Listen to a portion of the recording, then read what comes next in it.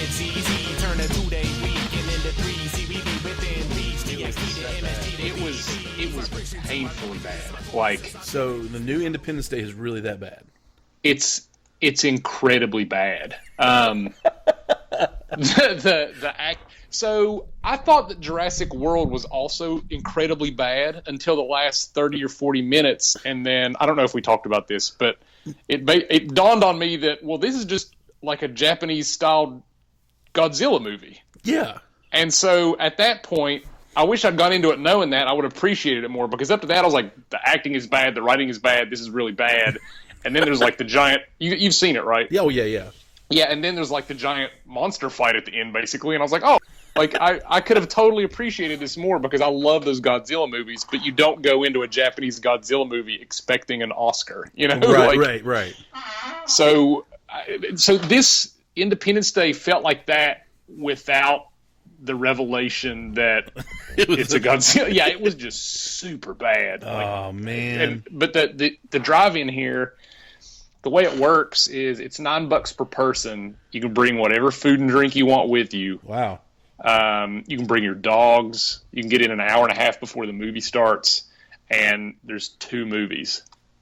That's two current, like awesome. Currently new movies. Yeah, it's really awesome. What else did you see besides Independence Day? Well, the opener was Secret Life of Pets, which is the primary reason we wanted to go. Yeah, was it good? And yeah, it was good. I mean, it wasn't like Pixar level animated movie epic, you know, but it was a lot of fun. Like if it weren't for that movie, I would have been like, this evening is a total loss. But usually we leave after the first one because we're worn out or something we've done through the day. We're not, because the first movie starts at 9 and then the second movie starts at like 10:30 or something. And we usually have some beers because it's literally like 1.3 miles from our place. Man. Mm-hmm. That's incredible. Now, yeah, we never drink so much we can't drive. I'm just saying, like, we usually have like a beer or two to the point where we're kind of like sleepy. Sleepy. Like right now, it's Secret Life of Pets and Ghostbusters. See, okay, I've heard so many mixed reviews on Ghostbusters. Chicago Sun-Times, I believe. Mm-hmm. Somebody released an article saying that Ghostbusters was an incredible mess. Yeah, I heard this is so nerdy white of me, but I heard I heard one of the movie reviews about it on NPR. Yeah. One of those extremely like hoity-toity. Those guys, the guys that do those on NPR, are always super just. I think they're like more... it's too movie critic art for me. You know? Yeah. But he said that if it hadn't been like the Ghostbusters name on it, it would have been okay. But the first one was so landmark and incredible. I mean, Bill Murray alone, and he said that every single one, like a lot of the guys from the original, do cameos in it, and that Bill Murray's is just incredibly, embarrassingly bad. Oh man. Yeah. Well, but they said like the jokes are funny, like the women are good at what they do, but the writing is just bad, and they had nothing to work with. Mark Radulich from, of course, the Radulich and Broadcasting Network, and they do the Summer Movie Club and all that. Said he loved it, and I've seen people that said they really liked it. I was really frustrated. I've been super frustrated with this whole absolute bull. Well, I'm not going to see it because it's women, because that's the most disgusting, douchebag view I've ever heard in my life.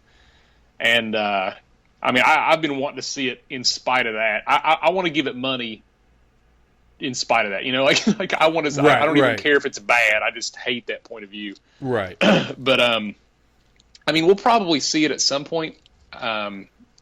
it'll probably end up being like a matinee or something because it's not something I'm it's super excited about. not high on the list. Yeah. But, see, there's not really a lot that's happened this summer that I've been super excited about, really. Really, me either, other than like the Marvel movies and things like that. Yeah, I mean those are flawless. and I was excited for Batman v Superman, but I was excited. I was eager to see it.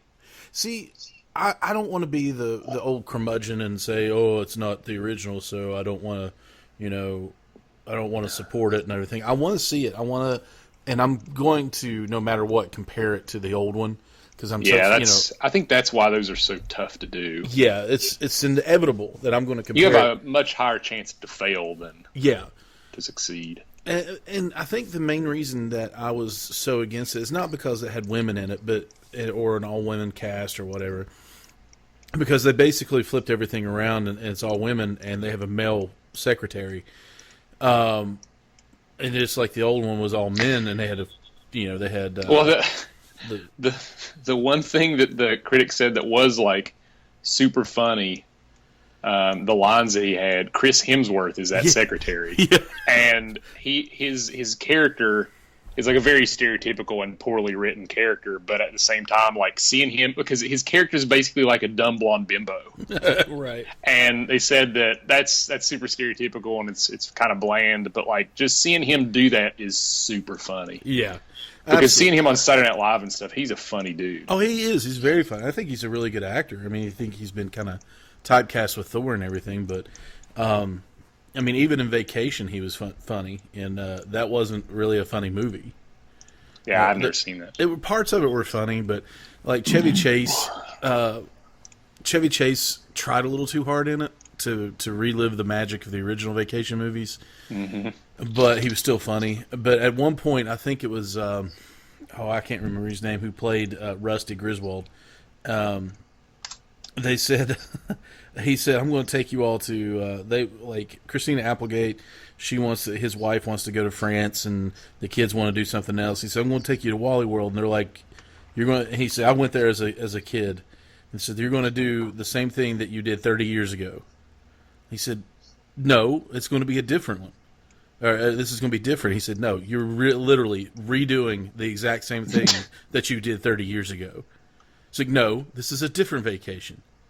I believe this vacation will stand on its own." And I was like, I see what you're doing there. You're trying too hard. Yeah. Well, see, and it's tough. Yeah. Like, those older Chevy Chase movies are, like, so good. Like, he was so good back then. But I think that I'm kind of tainted on him now because I've heard so many stories from other celebrities about him being such a douchebag. Yeah. And that bums me out, man, because he was so funny. He was so funny, and he hasn't done, like, jack, really. I mean, what was the last thing he did that was... I mean, I'm actually going to Google what he's done, because I literally don't recall He was in Community. Oh, okay, yeah, that's right. I mean, I haven't watched Community from start to finish, but everything I've seen of it was really funny. It was funny, yeah. Now, what I looked up on Internet Movie Database, I looked up Independence Day Resurgence, and it has a 5.6. Out of 10? Out of 10. On where? Internet Movie Database. I don't look at a lot of the numbers and stuff, but if I do... It seems fair. I usually go to Rotten Tomatoes. Yeah.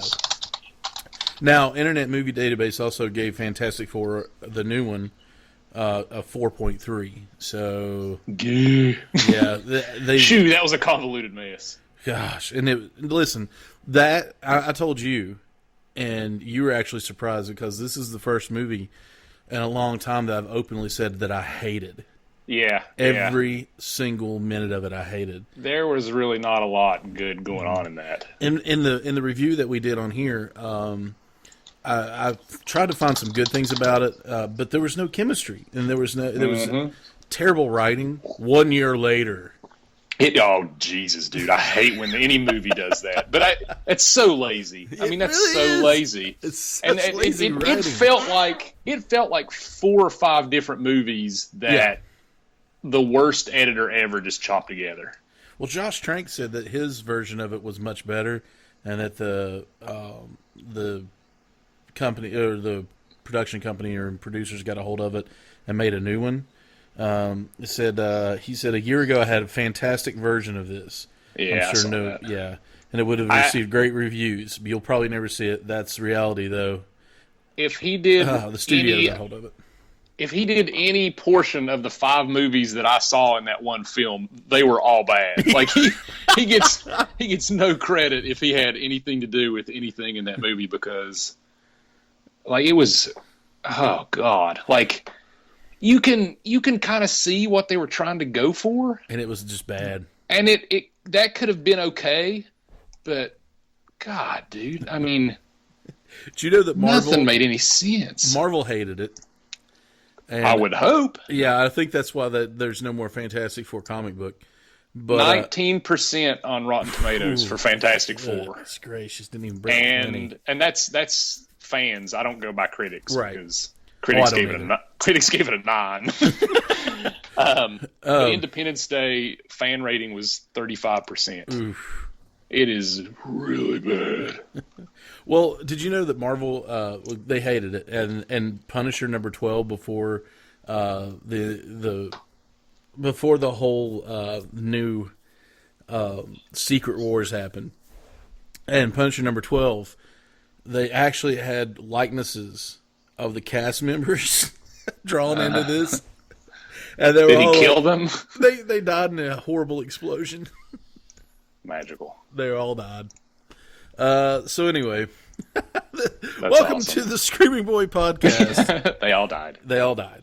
Tonight we have one and only Josh Calandros, one of our comic book correspondents, and he's also one of our music correspondents. So he and I were talking, and we thought we'd talk a little bit about a new giant Marvel story arc, because we just went through there it is. We just went through Secret Wars. Actually, I talked to Jesse Starcher, another comic book correspondent for us, on his show, Source Material.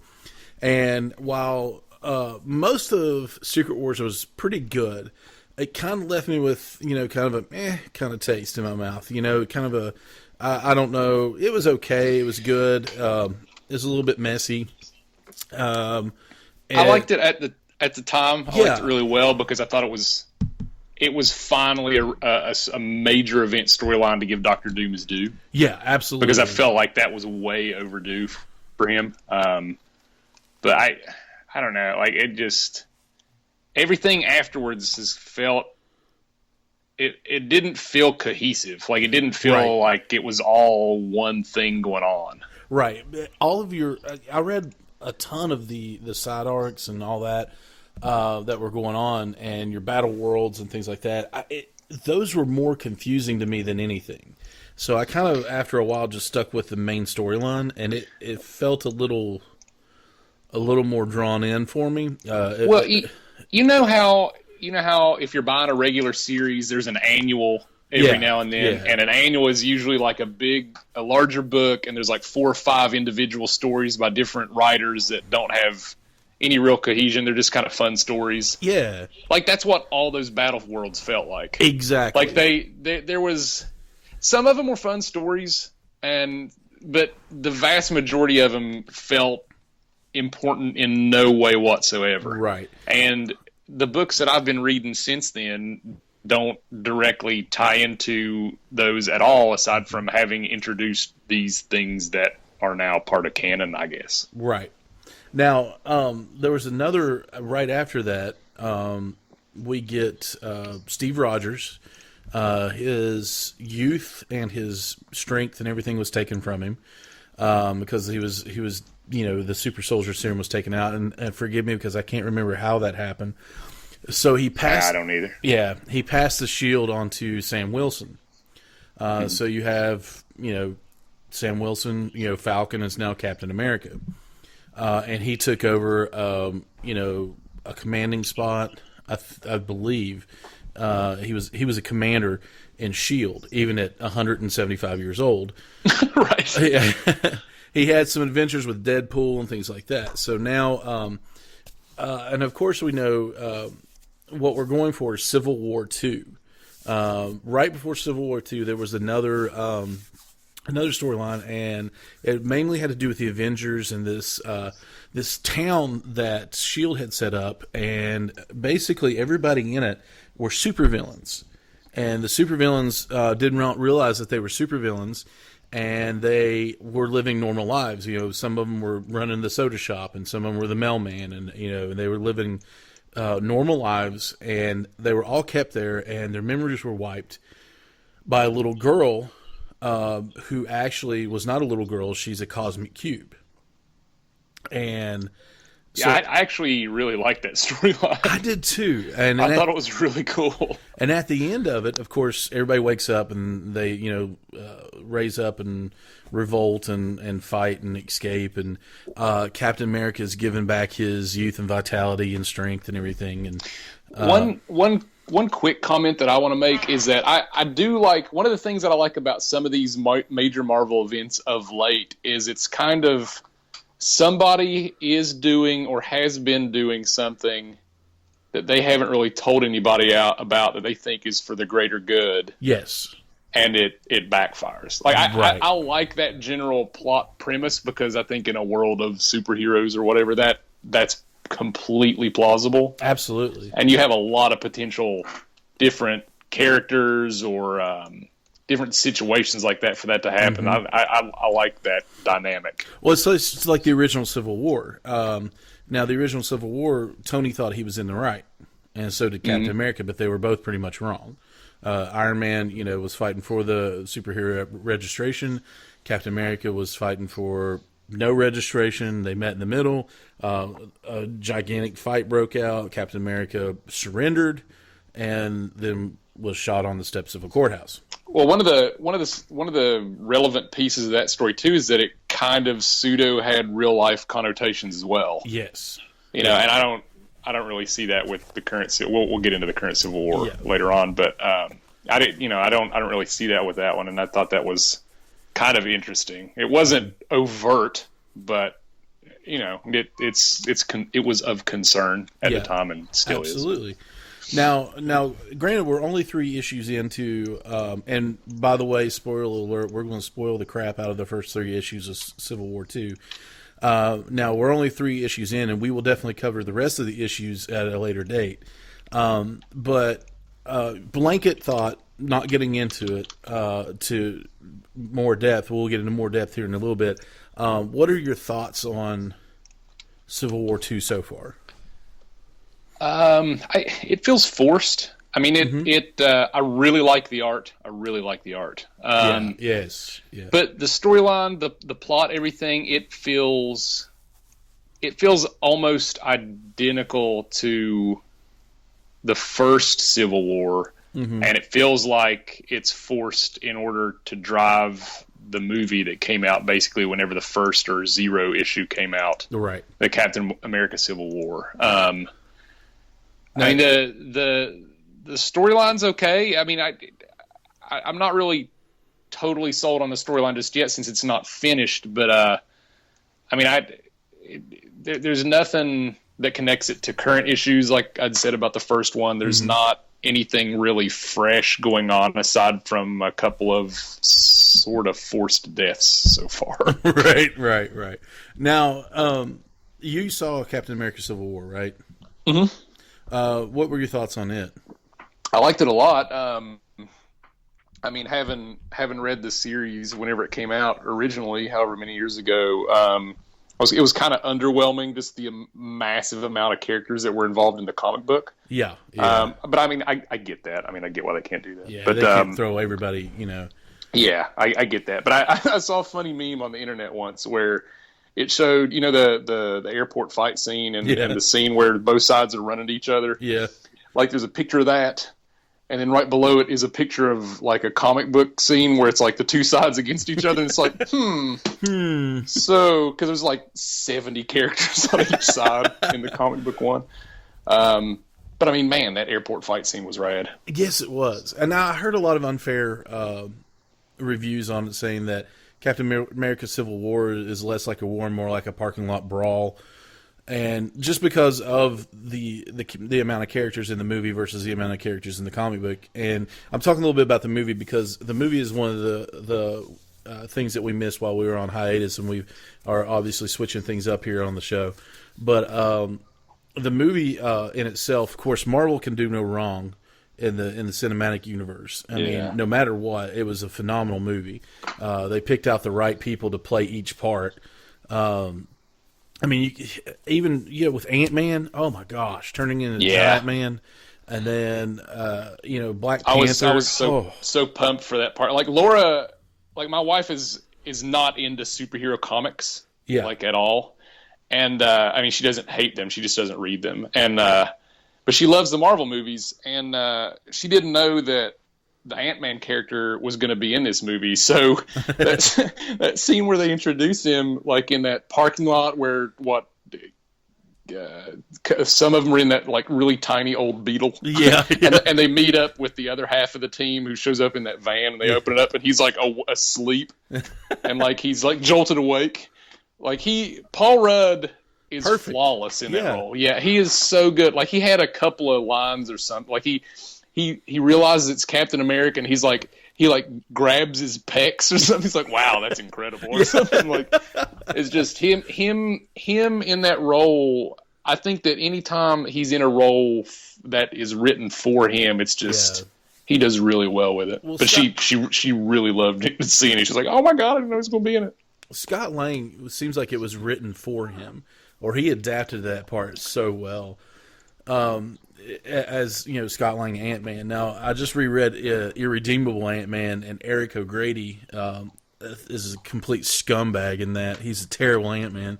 But I would really. Is it a good book though? So good.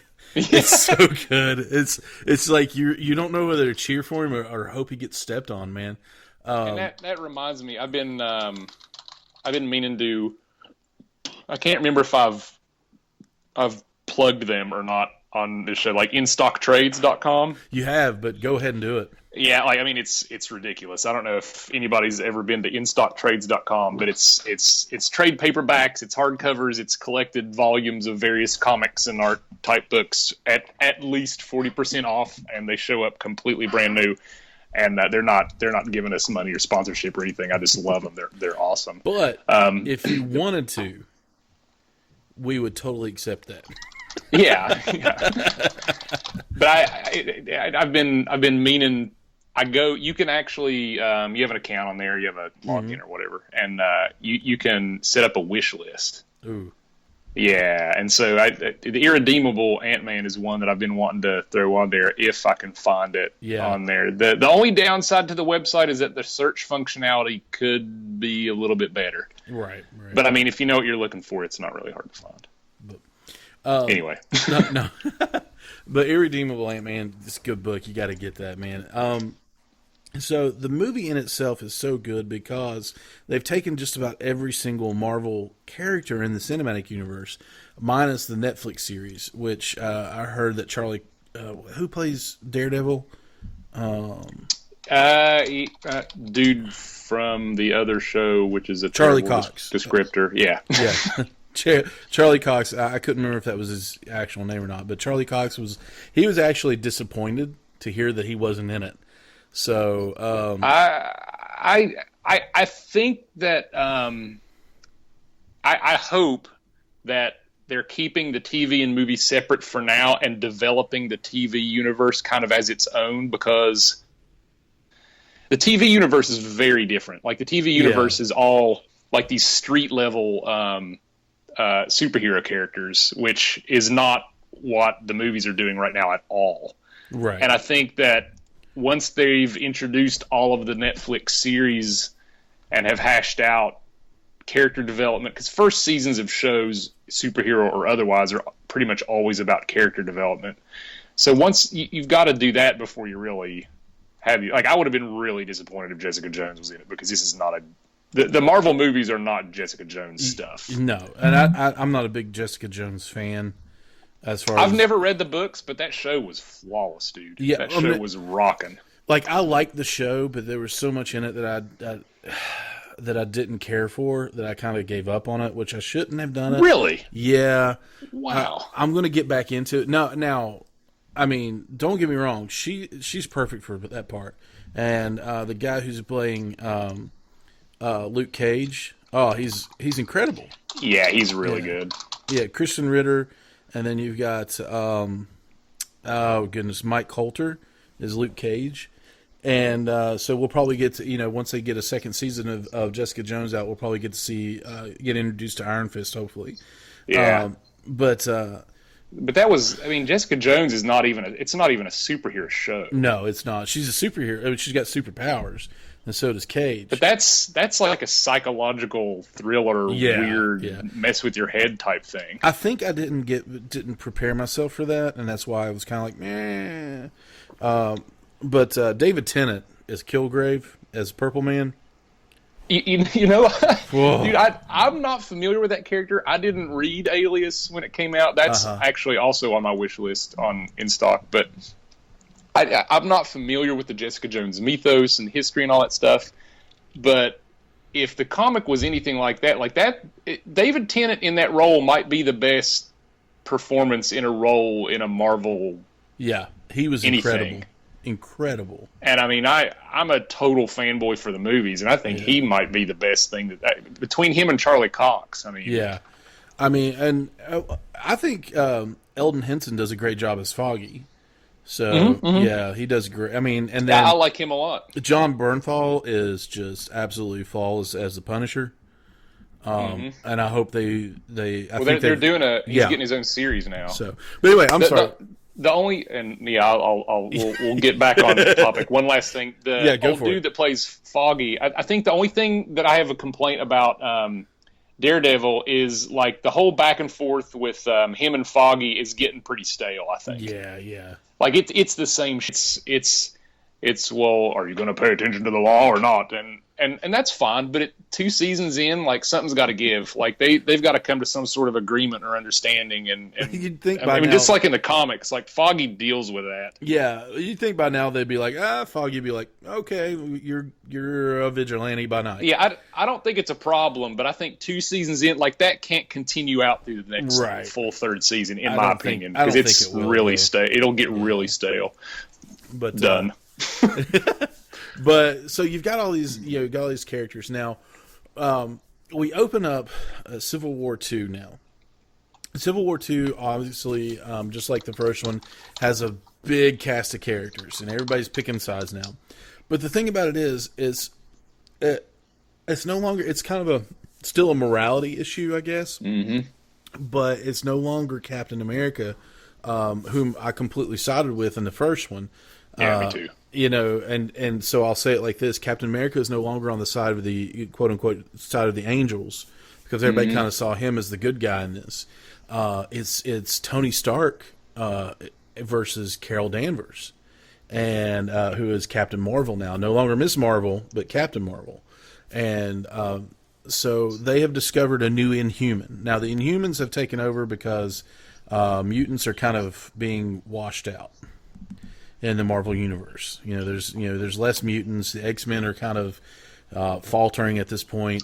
Well, they have less movie control over that, and so I think that this is their effort to kind of dumb down the focus on that in the comics. Yeah. So you've got the X titles are being kind of dissipated quickly, and then they're going into like the Uncanny Avengers, Avengers US, things like that, or US Avengers, and then Johnny Storm is now with the Inhumans, as well as Hank McCoy Beast, is an Inhuman now. So the Inhumans, I guess, are a type of mutant, but more advanced. But so they no longer call them mutants, but they are Inhumans. No, they're not. They're not mutants. They were actually created. Okay. Yeah. So I've the Inhuman guy. I really like the Inhumans. I'd say I've been reading some more of the Inhumans the past 3 or 4 years. Uh-huh. But they were created as a species like thousands of years ago by the Kree. Okay. Yeah, and the Kree actually created them in hopes during their very regular Kree Skrull wars, in an effort to progress their species. Okay. And I can't remember how the Terrigen aspect of it started, but it was basically this really small subsect of a society that had a pseudo-religious ritual that at a certain coming-of-age point in your life, you were exposed to this alien crystal called a Terrigen crystal that exposed a mist, and then at that point, you came out of your shell, so to speak, and their religious groups or whatever anointed you as an Inhuman, and you had some sort of power or evolutionary change that made you a new person. So that's kind of the Inhumans existed. I don't think that's the process anymore, because I can't remember what the storyline was where the Terrigen bomb went off. I think that Black Bolt did that. Yeah. Black Bolt, I knew Black Bolt was responsible for the Terrigen bomb, and what happened to Black Bolt? He's still around, yeah. But after he did that, a lot of the Inhumans were not cool, because he's basically been their king for forever. Yeah, and there were a lot of Inhumans that were very much against that decision, because if I recall correctly, it was basically kind of an all or nothing type decision that he, as their monarch, made. And a lot of them were not cool with it. So whenever it was all the dust sort of settled, he kind of abdicated the throne to Medusa, his wife. Yeah. Now, does he have Lockjaw with him?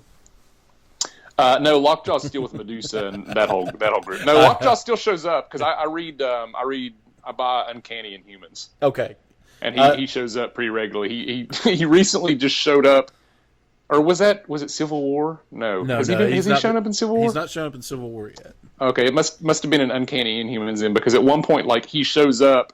And they're like, "Is that Lockjaw? What's he doing here?" And like, he throws up a bomb, and then he just teleports out again. And they're like, "Why, Lockjaw? Why? Why would you do this, Lockjaw?" Yeah, he's like one of my favorite characters ever, because I love that all the Inhumans can basically know what he means. Like that he can basically talk or something, but they all get it. It's like he never talks or telepaths. I don't know if he has telepathy or not. I think he's a telepath, and everybody thinks whatever. He's a dog. So, the Terrigen Mist is going over the world, and if you have some sort of inhuman DNA in you, the Terrigen Mist brings it out, and you go into a cocoon, and you come out, and your power has been, is unleashed. So different things happen to different people, of course. Now, from what I've read, each of the Inhumans have some sort of level of superhuman strength, or at least each of the Inhumans. Yeah. It's what, whenever the mist hit it, like literally their power set is completely every single one of them's power set is very different. So I know Black Bolt did. He has some sort of degree of superhuman strength, and then I think flight. Dude, I'm going to go off on a little bit of a tangent, but I think ever since I've been reading some of these Inhumans, I think Black Bolt is one of the coolest characters I've ever read. So completely overpowered. I mean, he's incredible. So underutilized, but by his own choice. Yeah. I mean, it's a really cool dynamic that he has in that regard, because there have been books where, I mean, he sort of unloads, and it is just ridiculous what he can do. Well, I remember when World War Hulk happened, and he was the first one that Hulk went after. So Hulk lands on the moon, and which is where the base of operations of the humans was. And so he's going after Black Bolt, and Black Bolt knows he's not going to be able to talk him out of it. Of course, Black Bolt can't talk, but he screams at him. And we all know that if a whisper could destroy a mountain, and he screams at the Hulk, and it takes a chunk of the moon with him, and the Hulk keeps coming because he's more enraged than he's ever been before. Because Hulk, yeah. And he beats the crap out of Black Bolt. We were just talking about how powerful Black Bolt is, but we're talking about a ticked off, raging Hulk. And, do you know Black Bolt's real name? No. Super comical dude. Blackagar Boltagon. I knew it was something like that, but I was going to leave it. Oh man, yeah, that's incredible. It's awesome. So, Sorry. just to say that the Hulk is about the only person that I could think of that could really take him down. Mm-hmm. And so Black Bolt is incredible. So, but he's not part of the Inhumans right now. The Inhumans, as goes right now, Johnny Storm. He's not really with the Inhumans. He's like an advocate between the Uncanny Avengers and the Inhumans. Well, he's playing a pretty solid role in Uncanny Inhumans right now. He's there's actually a romantic relationship between him and Medusa right now. Right. Well, there was in the past too. Really? Yeah. I think you're thinking of Crystal, Medusa's sister. I'm thinking of Crystal. Yeah, because she had a lot of she showed up in a lot of those Fantastic Four books in the '90s that I picked up from time to time because they had that thing, and that there's like they've had one or two issues where that comes into play as well. Yeah, in Uncanny. So there's a little bit of jealousy there. But Crystal and herself, she was with Quicksilver for a while too, and that was weird. But anyway, so you've got Medusa, Johnny Storm, Beast, Crystal, Karnak. Help me out, I'm missing a few here. Karnak. There's Crud. I don't think he's one. There's one now that actually has a lot of. That is basically. Do you watch Agents of S.H.I.E.L.D.? Yes. You know the blind dude that teleports? Yes. Like he's basically a real character. Okay. And he's but he's newer. Like he's newer since this whole Terrigen bomb thing happened, and I'm Googling furiously to try and remind myself who he is. But I can't find anything. But I mean,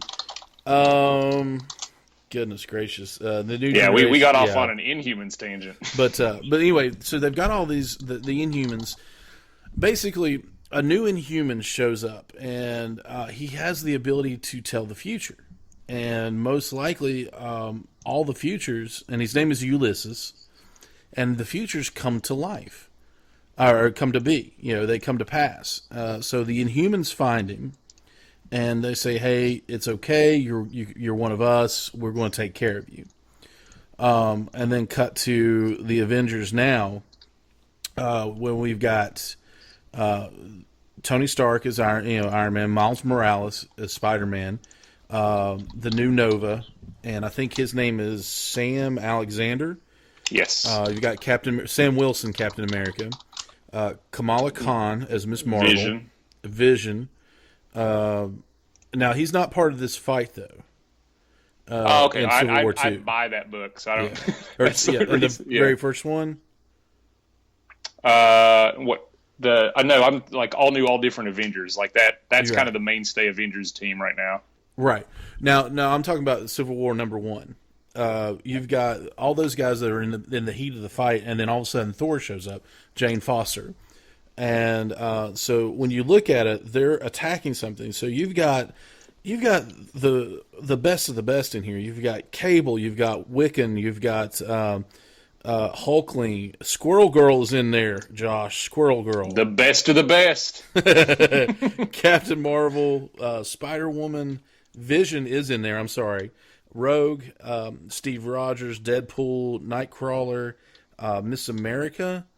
And then you've got Peter Parker, all the Inhumans that we named. Somehow they drew Black Bolt in there. I don't know why he's in there. He's no longer. I mean, that's the only time he really, literally shows up in this book. Yeah, his role is kind of weird right now in the overall Marvel universe. Like he's not exiled from it. It's kind of it's kind of typical. Him. Well, it's typical Black Bolt, really. Like he's in basically self-exile. Like anything that happens with him is of his own making. Right. But if he shows up in and around the Inhumans, they're not like, "What are you doing here? You can't be here anymore." Like it's just kind of like, "Oh, something big must be happening because it's Black Bolt." He's like the new Watcher. Yeah. You got Colossus and Old Man Logan doing a fastball special, which the new Old Man Logan. It's an incredible book. And I love it. Gibby's been reading that too and said it's really good. The only reason I didn't start buying it is because I thought the original Old Man Logan storyline was awful. I loved Old Man Logan. Like, I thought it was absolutely awful. I thought it was great.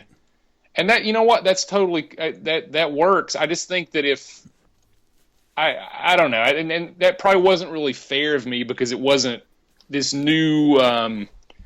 It wasn't a Battle World title, but it was kind of along those lines whenever they reintroduced that character. It wasn't Jeff Loeb written, so I should have given it a chance. Now, wait a minute. Are you talking about the original Old Man Logan or the Secret Wars Old Man Logan? Well, so the reason I didn't buy the Secret Wars one is because I thought the original was really bad. Oh, okay. So I like the original. I like the Secret Wars one, and I like the new one as well. Well, I should have been more open to giving it a chance because it wasn't that original writing team and creative team. So, but I think you'd like the Secret Wars one, and I believe you'd like the new one as well.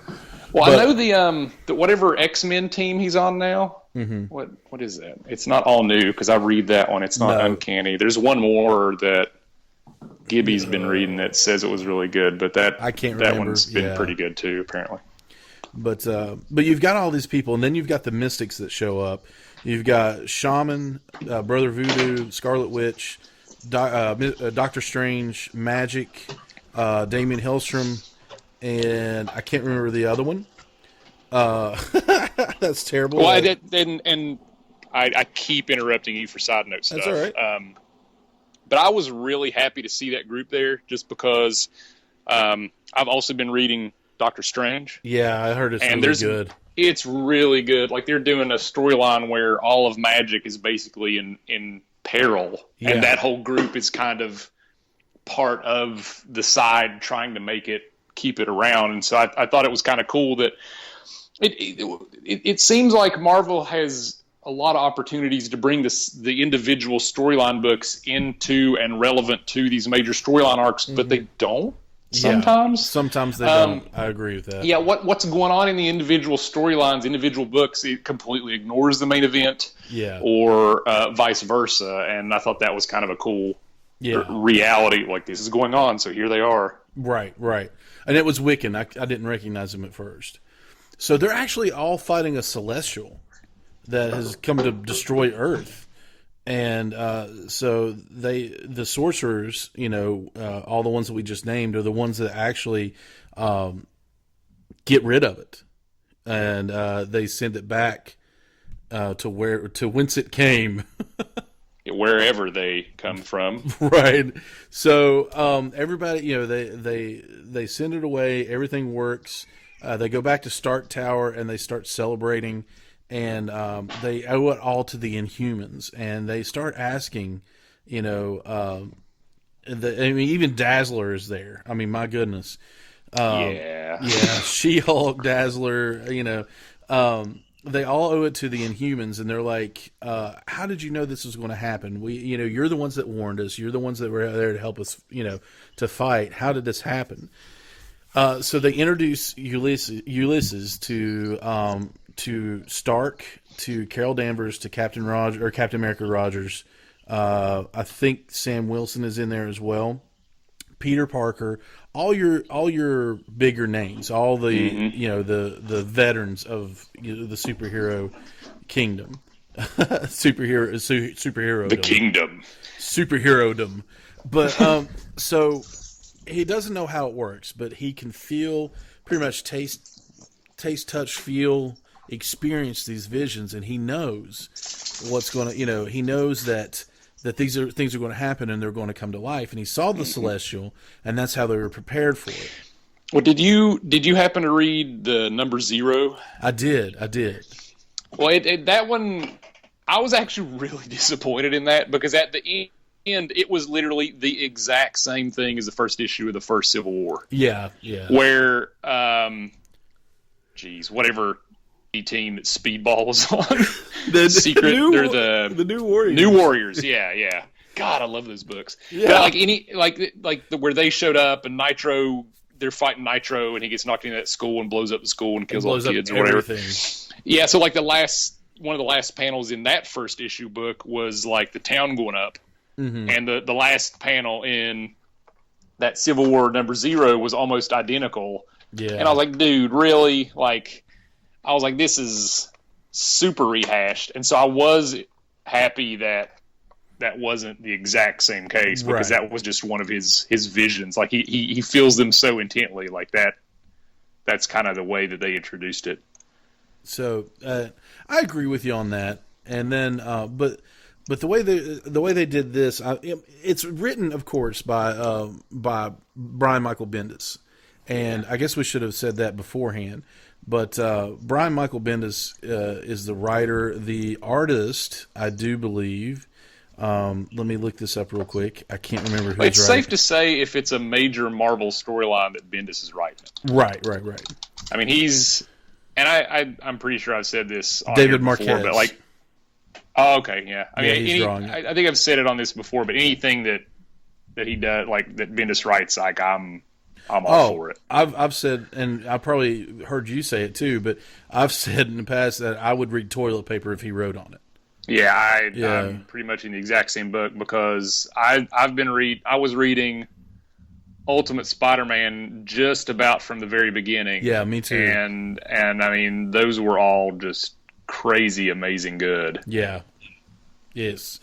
But so we're introduced to this new Inhuman, and he has this incredible power where he can see the future, and it's going to come true, and that's how they know. So immediately Carol Danvers jumps on it, because she's now working with Alpha Flight, who is pretty much taking the place of Sword and anything off-world. So they're the Ultimates and Alpha Flight. So anything off-world, anything world-shattering, threatening, they handle. Yeah, the Captain Marvel book, again, totally interrupting you. It's all right. The Captain Marvel book is super good too. I mean, it's basically. It really is. I mean, it's Captain Marvel's book, but it's basically an Alpha Flight book too. And you're a big Alpha Flight fan. I love those terrible teams like that. And I think Alpha Flight is pretty much top 3 in terms of terrible C-rate teams. Yeah, they're pretty horrible. Puck. It's so fun. And he's on there, and he's one of the best ones. Yeah, like this new writing he's kind of like the comic relief. Yeah. Which is perfect. But he could probably tear anybody up if he wanted to. But so they take him back to New Attilan, which is the kingdom of the Inhumans, and they're tending to him. But Carol Danvers, before that, immediately sees him as, this is where it kind of threw me, because Carol Danvers is like, we need to use him. We need to use him to stop things happening before they happen. Let's go full on Minority Report, and we will stop the crimes before they happen. And Tony Stark is like, no, that's not going to happen, because it actually has not happened yet, so we don't know if it's going to happen. And him calling himself a billionaire genius futurist, she's like, but you're a futurist, and he goes, I am, in the very sense of the word. That's why these futures haven't happened yet. Well, and I think the only aspect of that is that it's completely out of character for him. Exactly. And if they had staged it early on in the series where he had made a connection to the first one, like I don't want to do that again. That maybe he had a change of heart. I mean, maybe they could have established that early on, and it would have been more plausible, in my opinion. But without any of his comments or thought process of, man, I just don't want to do this again. I don't want to go through all that again. And I think that, having learned from that, my opinion is X. Right. Like just a page of that type of breakdown, and it wouldn't have felt as out of character, because that's a perfectly logical frame of mind that he could have arrived to. Because he watched one of his best friends get assassinated. Mm-hmm. And it would have been, I guess you could say, well, they're just, they expect you to know that. Well, don't expect people to know that, because some people may have just started reading. Well, and I think, that's, in my opinion, that's kind of one of the whole points of them doing this again, is because, you've got a whole new set of potential readers that have been watching all these Marvel movies, and the kids, which if you're going to target an audience, I guess it'd be kids. But, I mean, any type of new audience that would come in and read it, you've got to... Yeah, I would fully expect Marvel to be cognizant of that. As well as they are with this whole process. This series so far has felt less And then again, in that vein, we are just 3 issues into it. It could come later, So we see Ulysses in bed, and then he wakes up and he has a vision. Medusa comes in and calms him down. He says, "We have to call the Ultimates." So it cuts to Tony Stark. He's fighting with his AI Friday, and Mary Jane Watson comes in, who now works for Tony Stark, which is weird. And she tells him that James Rhodes, is dead. So he dons the armor. He goes to the Triskelion, and he confronts him, and he wants to know where Rhodey is.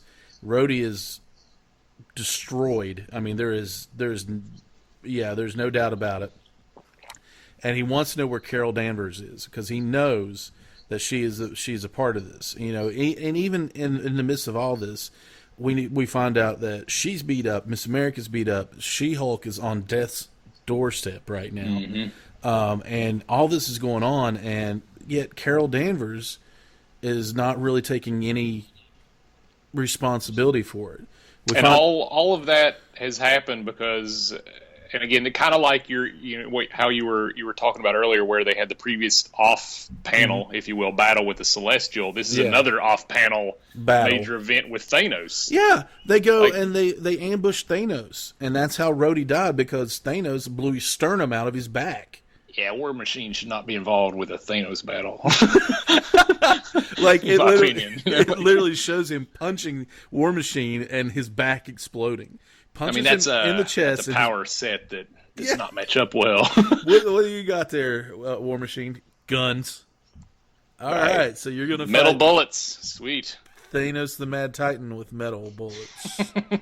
So are we to assume that he made it through the battle with the Celestial? But I don't think he was involved in the battle with the Celestial. I would hope not, because that's just on Rhodey then. I mean, that's his own personal screw up, because if he made it through a battle with a Celestial, but Thanos took him down, it's like, you should have got more sleep the night before or something, man, because... So we know that Tony Stark and Carol Danvers are button heads, because she's going to do it again. She's going to use Ulysses again, and Tony Stark thinks that all this could have been avoided, and that his best friend is dead, and she killed him. She may not have done it, but she killed him. And he storms out, and we find a dying She-Hulk, grabs Carol Danvers by the hand and says, "It's our future, Carol, not his. Fight for it." Mm-hmm. And then she flatlines, and it's not funny, but did you notice the doctors and everything? And he's like, "Everybody out. Should I get the paddles? What good will paddles do? Yeah. Better than nothing. Clear the halls. I need a CC pack stat." And then one of them says, "We're probably all being infected with gamma radiation." Yeah, like that. Yeah, not relevant. Like what? How? Like does that happen upon a Hulk's death? Like do they just excrete a lot of gamma radiation, or has that always been occurring and that just occurred to that guy? Like, we shouldn't be here with this monster. So, but that's the end of the book. They're pretty much screaming, "Get me Bruce Banner, get me Bruce Banner," because he's the only one that knows, the gamma, the physiology, stuff. Yeah. But so at this point, like you said, it's completely out of character for Tony Stark to be like, "No, we can't know the future." But I get why. Because of what happened the last time. There was a huge battle. He was, director of S.H.I.E.L.D. He was asked to step down. The Norman Osborn, blah, blah, blah. All that stuff happened. I just feel like they really missed an opportunity for him to have like 2 or 3 word bubbles to make that direct connection and reasoning thereof, and then he gets right back into character though, because he goes in a stealth armor, which was what he was fighting with Friday about. Tell me where it is, because he's trying to perfect his stealth armor, and he can't find it at that point. Only she knows where it is, which is hysterical to me. He's like, that's silly. But so he goes to New Attilan, and he kidnaps Ulysses. He actually takes down Karnak and a few others, and which I think is also silly. Because I think Karnak is Dude, Karnak is one of the most underrated Inhumans. Right, but he did it. Period. He did it in a way that made sense. It did make sense. Yeah. So the whole decoy thing. So he kidnaps this kid. He kidnaps a freaking Inhuman, and basically declares war on the Inhumans. And basically the Inhumans, their status in the Marvel Universe has always been as basically a separate nation. Yeah. So that's a lot of where this comes into play too, is because there's more than just, oh, I'm going to take this and end this right now. It's like there's major, I guess, geopolitical type concerns that are involved. Oh, absolutely. So, so not only do you have a declaration of war against the Inhumans by one man, they come and they want him back, and they're going to storm Stark Tower for it. So Tony Stark has Ulysses, and he captures him, he ties him up to a chair, hooks electrodes to him, and wants to know how his powers work. He's flicking him in the head, threatening to hit him, and he's not really going to hurt him. It's Tony Stark, he's a hero. And he just wants to know how it works. He wants to know what's going on, if it's real. And then the Inhumans and everybody else in the Marvel Universe shows up, because pretty much Thor throws a hammer through the wall, and they're like, knock it off. Yeah, it doesn't. Is it Spider-Man or somebody's like, dude, electrodes? Like, do you have time tied up to a car battery? Yeah, yeah, I think it is. It's Peter or Miles or somebody in that vein, But we're like, because Sam Wilson is Tony. You kidnapped him from his home. Hawkeye is like, tortured him. He said, come on, I didn't torture him. Look, he tortured me. Yeah. Ulysses is like, he totally tortured me. And he's like, little bit. There were hints of torture. And then he has another, he has a huge vision, and everybody feels it. Everybody experiences it. Which implies that his visions are brought on by stress. The visions and the strength thereof. Yeah. In that he shared them with the audience that was there at the time, is brought on by significant stress. That's what I got out of it anyway. And he says, I'm sorry, I'm so sorry. The Hulk is going to kill you all. Mm-hmm. And we end with Carol Danvers surprising Bruce Banner in his lair. So we go on to find that was a really good last page, in my opinion. It was. That one is like, hey, how's it going? It's like, what are you doing here? And that was it. And it's like, oh. Yeah.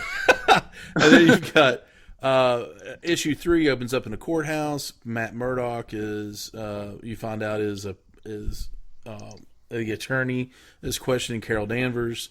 And then, okay, so we go from a superhero comic book, and it really feels like, because of issue 0, Jennifer Walters is in a courtroom. Is this more of a courtroom comic book now? Because everything's happening in a courtroom. Well, this issue in particular definitely was. But I think that's the format that they used for the flashback purposes that they played in that issue. But I think this, because this is we're kind of at the opening of the most recent issue, which is number 3 that came out earlier this week. And in my opinion, this is the strongest of the 4. Oh, it's a great far. issue. And this is where actually Lockjaw does show up. Okay. Yeah, he's in this one. So I don't know why. Is he in the court? Is he just kind of in the back? Yeah, he's actually the stenographer. Perfect. No, he's in one of the flashback scenes, and I don't know why I'm obsessed with Lockjaw. But you find that Tony Stark and Carol Danvers are, they're questioning, Bruce Banner, like, hey, you need to come outside. Tony Stark is still his friend. You need to come outside with us. So what did I do? I haven't had I haven't hulked out in over a year. And he goes outside, and once again, everybody and their brother has shown up to say hello. Deadpool, Logan, Storm, Colossus, who has a beard, and it looks really cool, actually. I actually didn't notice that, but that's kind of weird.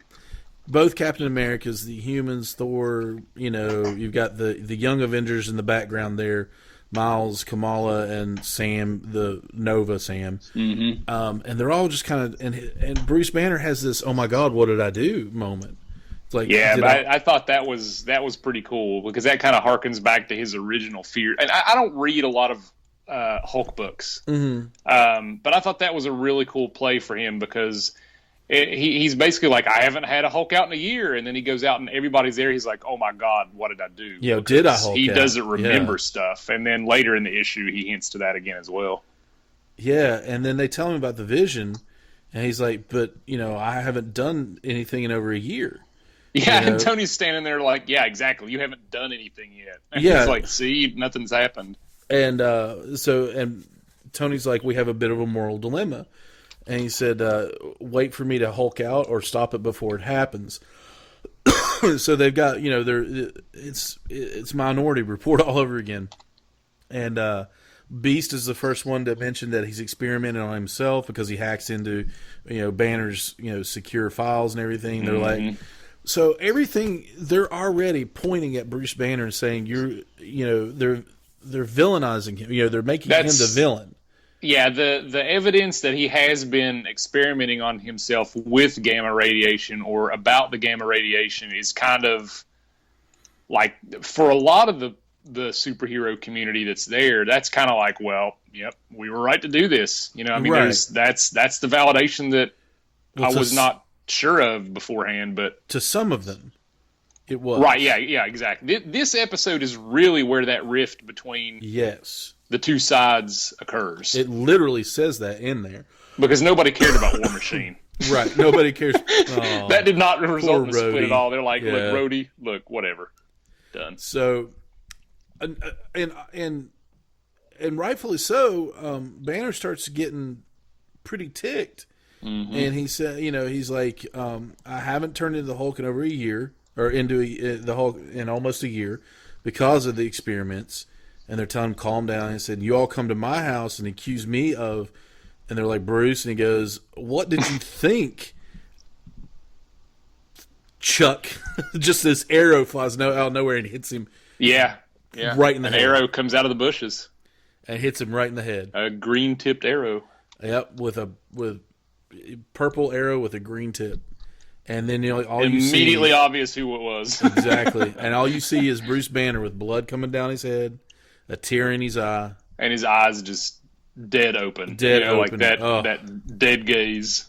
And then, lo and behold, somebody throws out a bow when they go to find out who it is, and it's Clint Barton, Hawkeye, who actually we find out was commissioned to kill Bruce Banner by Bruce Banner if it ever looked like he was going to Hulk out. So, Banner created this arrow that would, this arrow tip that would kill him and keep him from hulking out. Hawkeye saw that, said, my vision is acute.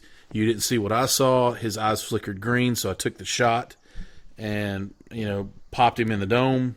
I thought that was a really cool nod to the importance of Clint Barton as exactly. Hawkeye, because he was kind of one of those original West Coast Avengers, and I have a really soft spot in my heart for Hawkeye, and especially since the movies came out, like he gets a lot of flack. Like I see a lot of like people posting like he's the bull in like this super powered army, and it's like they really need to give him his due at some point in the movies at least. But this was this was exactly that type of moment for the comics. And so basically you see Tony Stark getting ticked off again and saying, who's next on your hit list? And so Tony is ticked at Danvers, and he says it's not your call. We have Kamala, we have Miles, and we have the young Nova. Question what they did, and then said, and Sam, the Nova says, I think I'm with Iron Man, and Miles Morales says, me too. And so I immediately see like this rift opening up between the superheroes and the superhero community. Yeah, you start to see them talking about what's going on and their opinions of it, and how that will tie into what apparently will become this whole Marvel Now era, which we'll get into later. But I thought that was interesting and a perfectly justifiable splitting point moment because, he's one of the almost original Marvel characters, really. Yeah, he was a founding member of the Avengers, and they make that point. So, okay, Let's take a look at this real quick. So I may not admit to it, and people may not know this, but I'm a Hulk fan. I've always been a Bruce Banner fan. I liked him as Joe Fixit. I liked him as Smart Hulk when he was with the Pantheon. I liked him as Doc Green. You know, if it was Bruce Banner, I liked him because he's had so many layers to this character, and it was always a duality with him because no matter what, whether he was Smart Hulk or Mr. Fix-It in Vegas or whatever, Bruce Banner has always hated the Hulk, and the Hulk has always hated Bruce Banner, but they're the same person. Right. So I am really, really disappointed. It's great. The writing of it was great. I understand why they did it, but I wish they wouldn't have killed the Incredible Hulk. But I know why they did it, and I can come to terms with it. I'm split on some of these changes because I feel like this is one in a series of old guard to new for Marvel here lately in the comics. I'm not an Amadeus Cho fan though. I haven't read them, and to be completely fair on this topic, I've not consistently read a lot of Hulk books. Like I've never even read World War Hulk, and I hear that's awesome. It's amazing. Yeah. But in general, I'm kind of sticking to the thing of, you know what? I've been reading Marvel for like 10 or 15 years pretty consistently now, and it's been really good, and I'm going to give them the benefit of the doubt. My opinion is that if it's good writing and it's good storytelling, do whatever you want. Right. But I like I said, I'm split because this feels like a pretty serious turning point right now where they're potentially moving away from all the characters that folks our age have grown up with all our lives, and we're going to miss out on some of that maybe if that's the case. But at the same time, again, kind of where I'm split on it is like the other side of things for me is, well, these characters have been around for like 70 years, so they've kind of had their due, and if the readership base demographics and opinions and such are changing on a cultural level, something's got to happen. And I think that if it's got to happen, now's probably the right time for that. You've got the new Miss Marvel is Kamala Khan. She's a Muslim of Middle Eastern descent. You've got Miles Morales, who is mixed African American Hispanic. You've got all these different new takes on characters, and you know what? Those books in particular, the two that I just mentioned, are incredibly well done. I do enjoy Spider-Man. I do. I haven't read any of the Miss Marvel. Those books are so good. Yeah. And again, you know what? You've got a lot of people that were not as many with Miss Marvel because Miss Marvel wasn't as big a character as Spider-Man. But with Spider-Man, we're like, well, Spider-Man's Peter Parker. He can't be black. It's like, dude, for one, Peter Parker's still around and he's still Spider-Man. And two, have you read these books? Like, they're really good. Yeah. And so, you know what? Like, maybe Amadeus chose a good book. Right. I don't know. I haven't read it. Well, I've read some things with him in it. I've not read all of his lines. So I could change my song soon because I want to read those. But I've just never been a real big fan of the Amadeus Cho character because before he was the Awesome Hulk or whatever the title of that book is, mainly because he always refers to himself as smarter than Reed Richards and all that. I just thought he was kind of a snotty little brat of a character.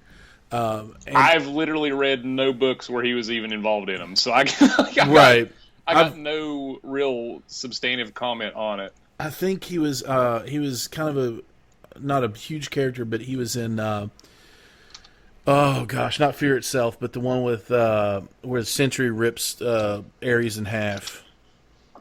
Oh, okay. Yeah. So did you also know that Amadeus Cho was in the Civil War, last Hulk movie? Oh, really? Mm-hmm. I didn't know that. Yeah, there are a lot of like Doc Samson was in. Like there are a lot of side characters Samson that were in that movie that they could have really built on something. I'm really bummed they didn't build on that because that was a good movie.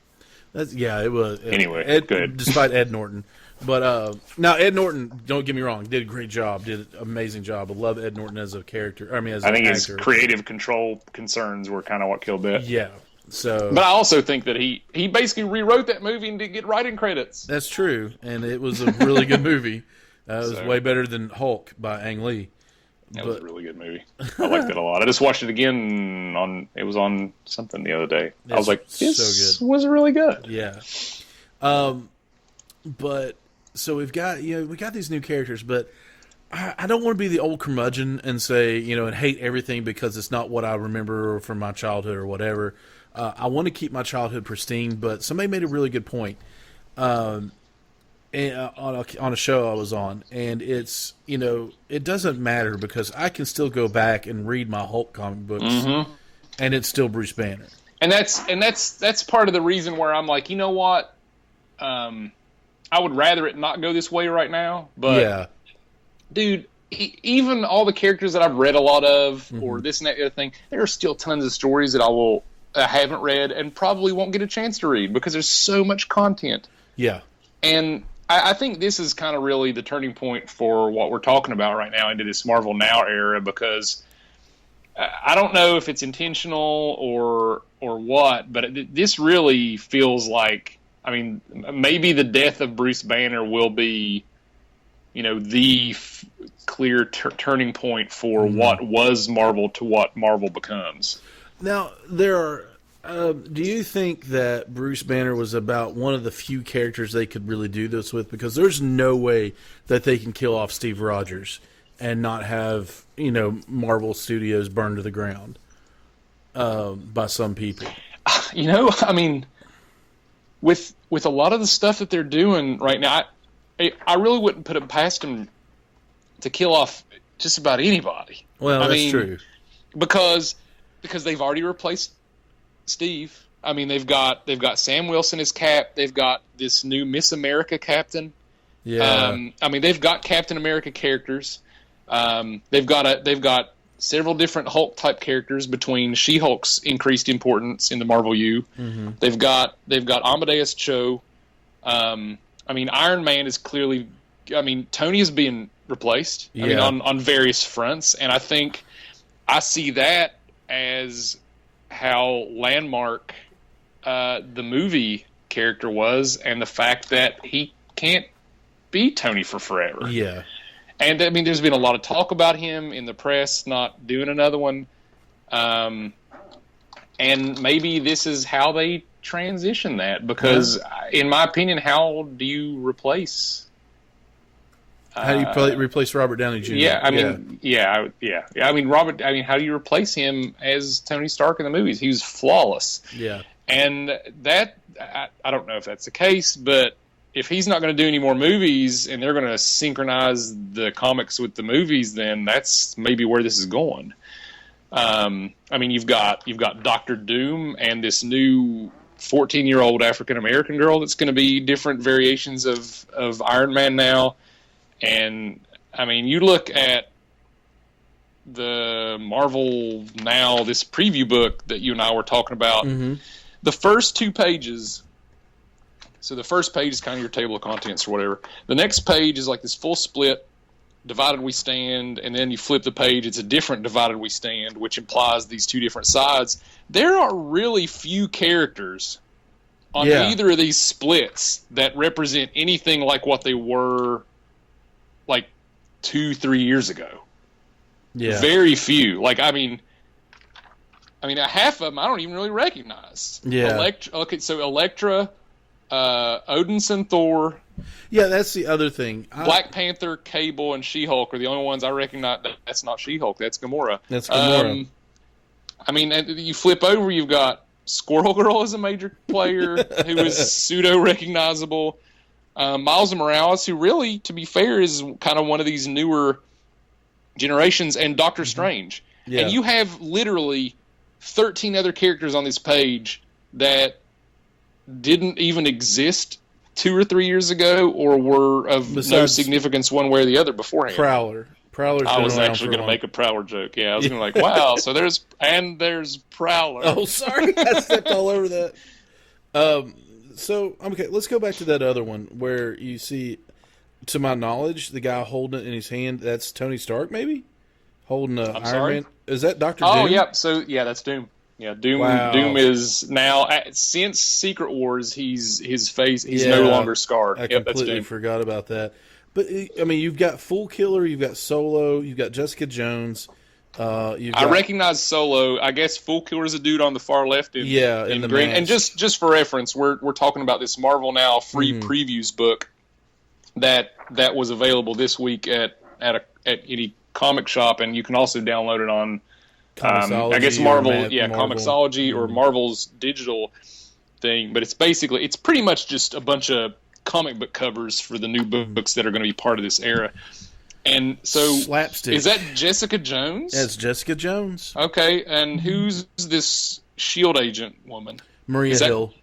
Okay, so there's Maria Hill. You got Captain Marvel, Elektra, Odinson Thor, who's actually going to be called from now on, I think, as the unworthy Thor. Yeah. And wait, so one question I did have: what's the great big green thing behind all of them? I don't know. Is that Fin Fang Foom? I'm hoping it's Fin Fang Foom. I'm hoping it is too. I'm hoping Fin Fang Foom has a major play in the Marvel Universe because I love Godzilla. And that's all he is. He's just Godzilla. So you've got Steve Rogers' Cap, which implies that he won't always be Hydra because these are all heroes, right? Yeah. Well, they've already said that he's not going to be because anybody who's upset about that everybody flipped. Dude, the national media. I'm not gonna lie. The national media flipped out about it. I was like, dude, this is how Marvel works. Like, that's genius. Yeah, that's absolute genius because it's just a storyline. Wait until that 6-issue story arc finishes before you come to judgment. It didn't even take 2 issues. The second issue, they explained what happened and why he's a Hydra agent now. Yeah, I'm sure. I mean, that was going to happen. But then on this page, you've got that Steve Rogers, Captain America. You got Black Panther. You've got Slapstick. You've got Gamora and Cable. You say that with such venom in your mouth. But dude, like, where does he come from? Like, all this stuff that's happened lately, all these major events, and then so you have all these other characters, right, in the Marvel universe have relevance here, and then bag of dicks up there. like what? Why is he? All right, so what relevance is he had lately? You're gonna bag on Slapstick, but you're gonna let Fool Killer and Solo slide. Well, but they've been in books recently. So has Slapstick. He's been in Deadpool and the Mercs for Money, and that's about it. Because, but same thing with Fool Killer and Solo. Exactly. Solo. I remember Solo being in they did a Sinister Six run back in the late '80s, early '90s. It was who drew that? I think it was McFarlane drew that, and it was a Spider-Man run. Where he drew what? Spider-Man. Okay. And so you had a Spider-Man run, and I think it was McFarlane. It was either McFarlane or Keown. But it was him versus the Sinister Six, and the Sinister Six had all these guns, and for some reason. And so he had Deathlock, Spider-Man, and Solo were 3 of the heroes I remember. And I'm like, who are these losers with Spider-Man? I recognize Deathlock. He's okay. But who's Solo? And he basically was a guy with guns and grenades and a personal teleporter. And I was like, well, he looks like the Punisher and Deadpool had a baby. Mm-hmm. And so he's never really been of any significance for me. And he was in a decent amount of those Spider-Man books in the 90s, like you said, because I remember buying those, and he was kind of there. I was like, whoa, this guy should not be in these books. Yeah. And then Slapstick had his own run.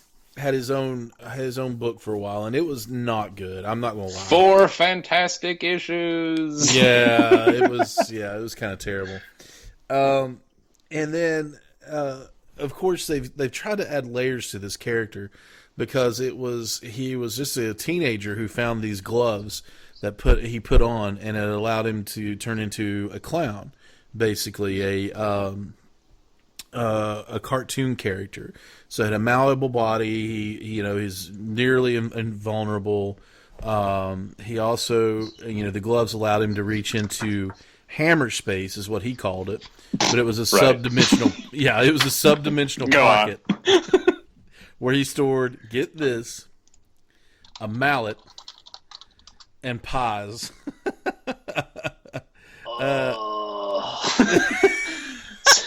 So, I think the thing that frustrates me with this character is that it just looks like a really obvious cop-out of Mixtleplick. Yeah. And I think that character is really stupid. Yeah. But I don't know. I mean, we'll get into more about Slapstick because I guess he's getting his own book again.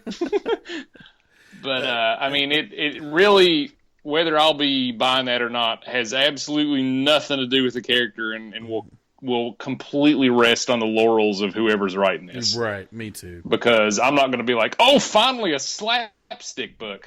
Not in the same way that I'm going to be like, holy shit, they're finally writing a Great Lakes Avengers book, because I've been waiting on this since like the early 2000s. Right. So we'll talk about that later too. let's look at Champions #1. So yeah, so this are coming back. This Marvel Now preview book is just, like I said, kind of just individual covers of these books. And I think it'd be kind of cool for us to kind of walk through each of these. If you don't want to do every single one, we can just say, and there's a Champions book, but we'll talk about Champions. But I want to talk about let's talk about let's see where we go with them. Yep. So Champions #1. I mean, this team looks pretty cool. Yeah, and you know what? I'm happy and kind of frustrated about this book because I like the characters. Mm-hmm. I'm particularly happy that they included Viv, the new daughter of Vision, from his solo book, because that book is flawless on every level. I'm kind of frustrated because the Miles Morales, Sam Alexander Nova, and Miss Marvel are no longer part of the all new, all different Avengers, because one of the things I really liked about that book was that dichotomy of half the team is like these really new, younger kids that are like, I can't believe I'm an Avenger. What are we going to do? But they still hold their own when they need to.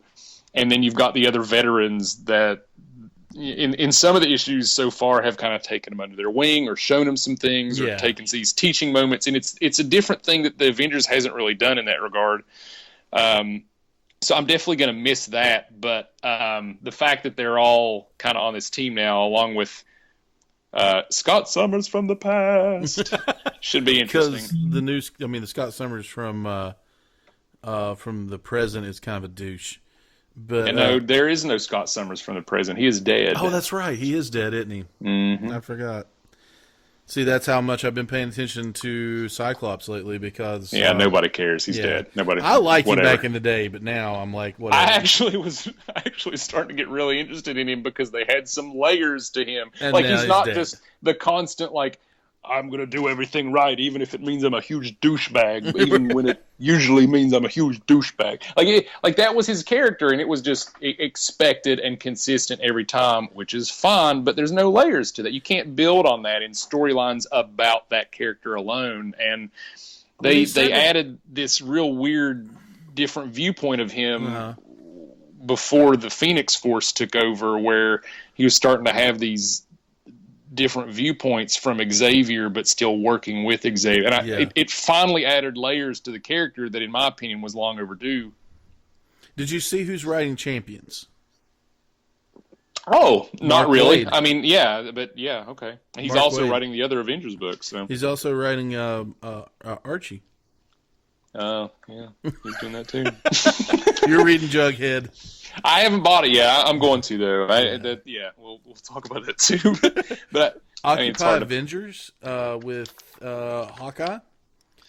Okay, so here's something that I wanted to talk about. Who's on this cover? Is this Hawkeye and that Luke Cage? I see. Is that Luke Cage? Well, it could be Luke Cage, but I don't know. Or is it just Hawkeye and a bunch of normal? Is it a Hawkeye book? I think it's a Hawkeye book. Okay, that's what I'm thinking. I'll have to. And again, the whole Marvel Now thing. We were kind of texting about this earlier. Like I'm really sick of these #1s. I'm sick of reboots. I'm sick of restarts. Hopefully they'll stick with these for a while. Dude, it's got to go longer than a year. Yeah. Otherwise, Marvel's going to push me to the point that I was with DC, which I really don't want to happen. because it'll come to the point where, as a longtime reader, and maybe they're trying to draw in newer ones or draw to a newer generation. But for me, you reboot every year, I have less reason to buy these new books because in a year, who's going to care? Right. Like none of the things that I bought are going to matter. Like after Secret Wars, in hindsight, like how much of that's going to have mattered now? Nothing. You've got some of these characters. Now.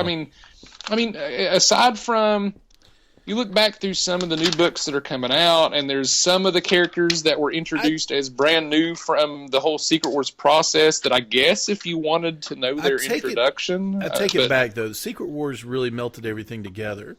They took all the best ingredients off the pizzas and put it on one, because there are no more, Miles Morales is no longer Ultimate Spider-Man. He's just Spider-Man. Gwenpool is Gwenpool, and all this other stuff. So they got rid of the multiverse and just put it all in one. Well, but that's not true though. Like that's what they sold, and now the Spider-Gwen universe exists. Mm-hmm. That's separate from the 616 because she bounces back and forth in her book consistently. See, I haven't read Spider-Gwen. Yeah. I mean, so that's the thing it's really confused me, because that was the big thing they sold with Secret Wars, is that the multiverse is no more and we're going to have one. And that's fine. But in Spider-Gwen, and probably other books, maybe, I don't know. But in Spider-Gwen, she bounces back and forth between the Spider-Gwen universe, whatever that number is, and what we all know as the Marvel universe, which I'm pretty sure I think is the 616. Mm-hmm. And so at that point, you're like, well, what the hell was Secret Wars talking about? Right. So I thought they were, because I've not read Spider-Gwen, I thought they were done. So that's disappointing. No, there are apparently other universes. So you've got Sam Wilson, Jane Foster as Thor, Vision, Wasp, what looks to be Hercules with guns. I don't know who that is. I'll be honest. I don't know who the other one is either. I don't either. Yeah, I got nothing. This is but the Wasp is a new Wasp. Yeah. This is a new character that's been introduced in the past couple 3 issues. This all new, all different Avengers, and it is the daughter of the previous Wasp, who I think is now dead. Yeah, I think right. Janet. Yeah, Janet is dead. Yep. No, this is Janet's daughter from a. God, man, I can't remember. I think the father, she's Eastern European. Yeah, this kid is. So. Moving on, Uncanny Avengers number 15. So Steve Rogers. So that'll keep going, I guess. Yeah. Well, you got Brother Voodoo. I don't know who that is, and I don't know who that is. Cable, Rogue, Johnny Storm, Quicksilver, and Deadpool being very dramatic. Yeah. U.S. Avengers number 1. Now this one is intriguing. Yeah, so I'll have to go back and see, because the guy at the top, this dude saluting. Yeah. This looks like the next step from the current new Avengers book. Yeah. Because, God, who's this? Is that Sunspot? That is Sunspot. Yep. So that's Sunspot with his new team. I started buying the new Avengers book and was reading it for 2 or 3 issues because Squirrel Girl. And I dropped it. It was boring. It was boring, yeah. Nothing was happening in that book. So hopefully they'll pick up the action a little bit, because you've got Cannonball, Squirrel Girl, Red Hulk, who of course is Thunderbolt Ross. Mm-hmm. You've got the new Iron Patriot, which is a young girl in Iron Patriot armor. Is that who that is? Who is that? I don't know who. Okay. I think it's a new character. Okay. And then I don't know who the android is. And then you've got the Captain America, who is from the future. America Chavez. Mm-hmm. Is that her? It is. Yep. I thought she was from the future. No, that's an alternate universe that stuck around after Secret Wars. That was one of the books that that I was reading from the Battle Worlds. Awesome. Her name is America. And so that looks pretty cool. So you've got that has potential. I'm going to have to check and see if it's the same writing. If Al Ewing was writing New Avengers, I'm probably not going to buy it. Yeah, same here. Ultimates to the Second Power, number 1. Yeah, Ultimates Squared. Ultimates Squared. I don't know what this cover tells me, though. This is a bad cover, in my opinion. This is a terrible cover because you got Carol Danvers, you've got Black Panther, and I don't know the other two. So, America Chavez, who is Miss America. Maybe? Yeah. I don't. Is she on Ultimates and U.S. Avengers? I mean, that doesn't. Yeah. Whatever. Yeah. So, I don't know what's going on there, but this is the one I've been waiting for, and the one you've been waiting for, and the first one I'm going to pick up. Zach Gorman is writing it. Will Robinson is artist, and it is Great Lakes Avengers #1. Yeah, I am so excited about this. Like, it's not even funny. We've mentioned this several times. Like, I love these B-rate teams. Yeah. And honestly, this all started. My love of those types of teams started with the West Coast Avengers, and the Great Lakes Avengers was born from that series. And these are like the original team minus Squirrel Girl. And there was an online article that announced this a week or two back that I tagged you and Jesse in. And I read that. Yeah. And I'm really hoping, I was talking to you about this too, I'm really hoping that this is kind of in the same vein as these other books that Marvel's doing right now that are kind of funny and not as important or as serious, like Howard the Duck, like Patsy Walker, a.k.a. Hellcat, like Unbeatable Squirrel Girl, which all are 3 incredibly good, well-written books. And I hope that this book kind of takes on that behavior or atmosphere or environment. The art looks like it is, and I mean, you can't. Yeah, I agree. Yeah, the Great Lakes Avengers, you can't really take them seriously. I mean, you've got Flat Man. Yeah, who's basically just flat. And is that Doorman? Yeah, it's Doorman. Yeah, who has the teleportation powers. Who's actually had a pretty decent history since he was in Great Lakes Avengers. I don't know if you read up on it, which you probably haven't. No, his teleportation powers, he just basically can teleport into the next room. Well, I'll look it up. He's actually had a pretty relatively powerful recent history. Like, he's like a pseudo agent of death lately. Oh, well, he's Doorman. Yeah. Yeah, he's probably going to have to change his name if that's going to be the future career. But it's also Mr. Immortal, who basically just can't die. He has no other powers. Yeah. He dies and comes back. And you could, like, seriously, just all you have to do is break his legs. And that's it. Yeah, exactly. And he's immobile, can't move, doesn't carry a gun, doesn't carry any weapons. He just shows up in a costume and says, "You can't kill me." You kill him and he comes back and he'll punch you, and that's about it. And then you got Big Bertha, who gains strength. She's kind of like a blob. Yeah, she gains strength by gaining weight. Character. Yeah. And they're carrying a cutout of Squirrel Girl, who is one of their founding members. Because apparently she's more popular than they could ever be.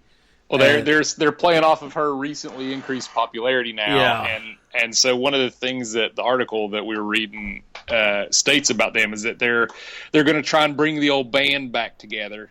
But Squirrel Girl now is apparently on the Avengers, and so they're carrying around this cardboard cutout so that anytime somebody wants a picture with the Great Lakes Avengers, they can get a complete picture. I think that's hilarious. So I'm really hoping that's kind of along the same veins. And I don't know anything about the artist or the writer. I was talking at my local shop about this Zach Gorman guy who's going to be writing Great Lakes Avengers. Mm-hmm. He's apparently been writing some Legend of Zelda comics for like forever, like 15 years on the internet, like on his own. And he's done a ton of web comics. Wow. So this is probably like his real first serious comic, not serious comic, but like, big name, big break type thing, which is awesome to think that somebody's first big break is a Great Lakes Avengers book. I would kill to have that happen in my life. But I'll definitely buy this. But I'm really hoping that it's kind of along that same vein of like, it's not important, but they do their own thing and it's funny. There are so many titles coming out that look so good, and then there's some that are kind of like Amazing Spider-Man, Renew Your Vows, #1. So hopefully they're going to get him back together with MJ. Well, this is a direct spinoff from the Secret with the Battle World stuff. Yeah, because I bought that book.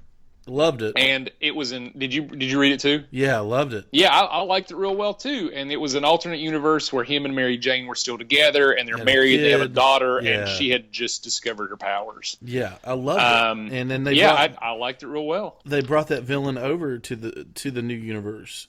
Was there any history with that villain beforehand? Not because that I was know not. of. Yeah, I wasn't familiar with him. So Regent is his name, and he actually has played a huge part in the recent Amazing Spider-Man run, which I'm still reading, and I love it because I dropped it. Really, I think it's good because I like it because they're actually giving Peter Parker a little bit of leeway. And, the Parker luck is kind of eased up on him a little bit. He's a billionaire. He owns his own corporation. He's a doctor now. I like it, and it's going, but he's still Peter Parker. He still screws up. Yeah, I definitely like that because I mean, it feels like Peter never gets anything good. Yes, and I really like that. I just felt like there wasn't really much going on in that book. There like the first story arc was really slow and didn't leave me with the Zodiac. I mean, and I love the Zodiac. Yeah. Because, dude, that is like the #1 West Coast Avengers villain team. Seriously, they showed up way too often in that book. I mean, I appreciated that, but, I mean, it's just the I don't know. That first story arc didn't make me want to continue buying. You're right. And that frustrated me because I want to, because I loved Peter Parker. I loved the Zodiac. And it just felt like the pieces were there, but it just wasn't connected. Right. No, enough I get for it. Me.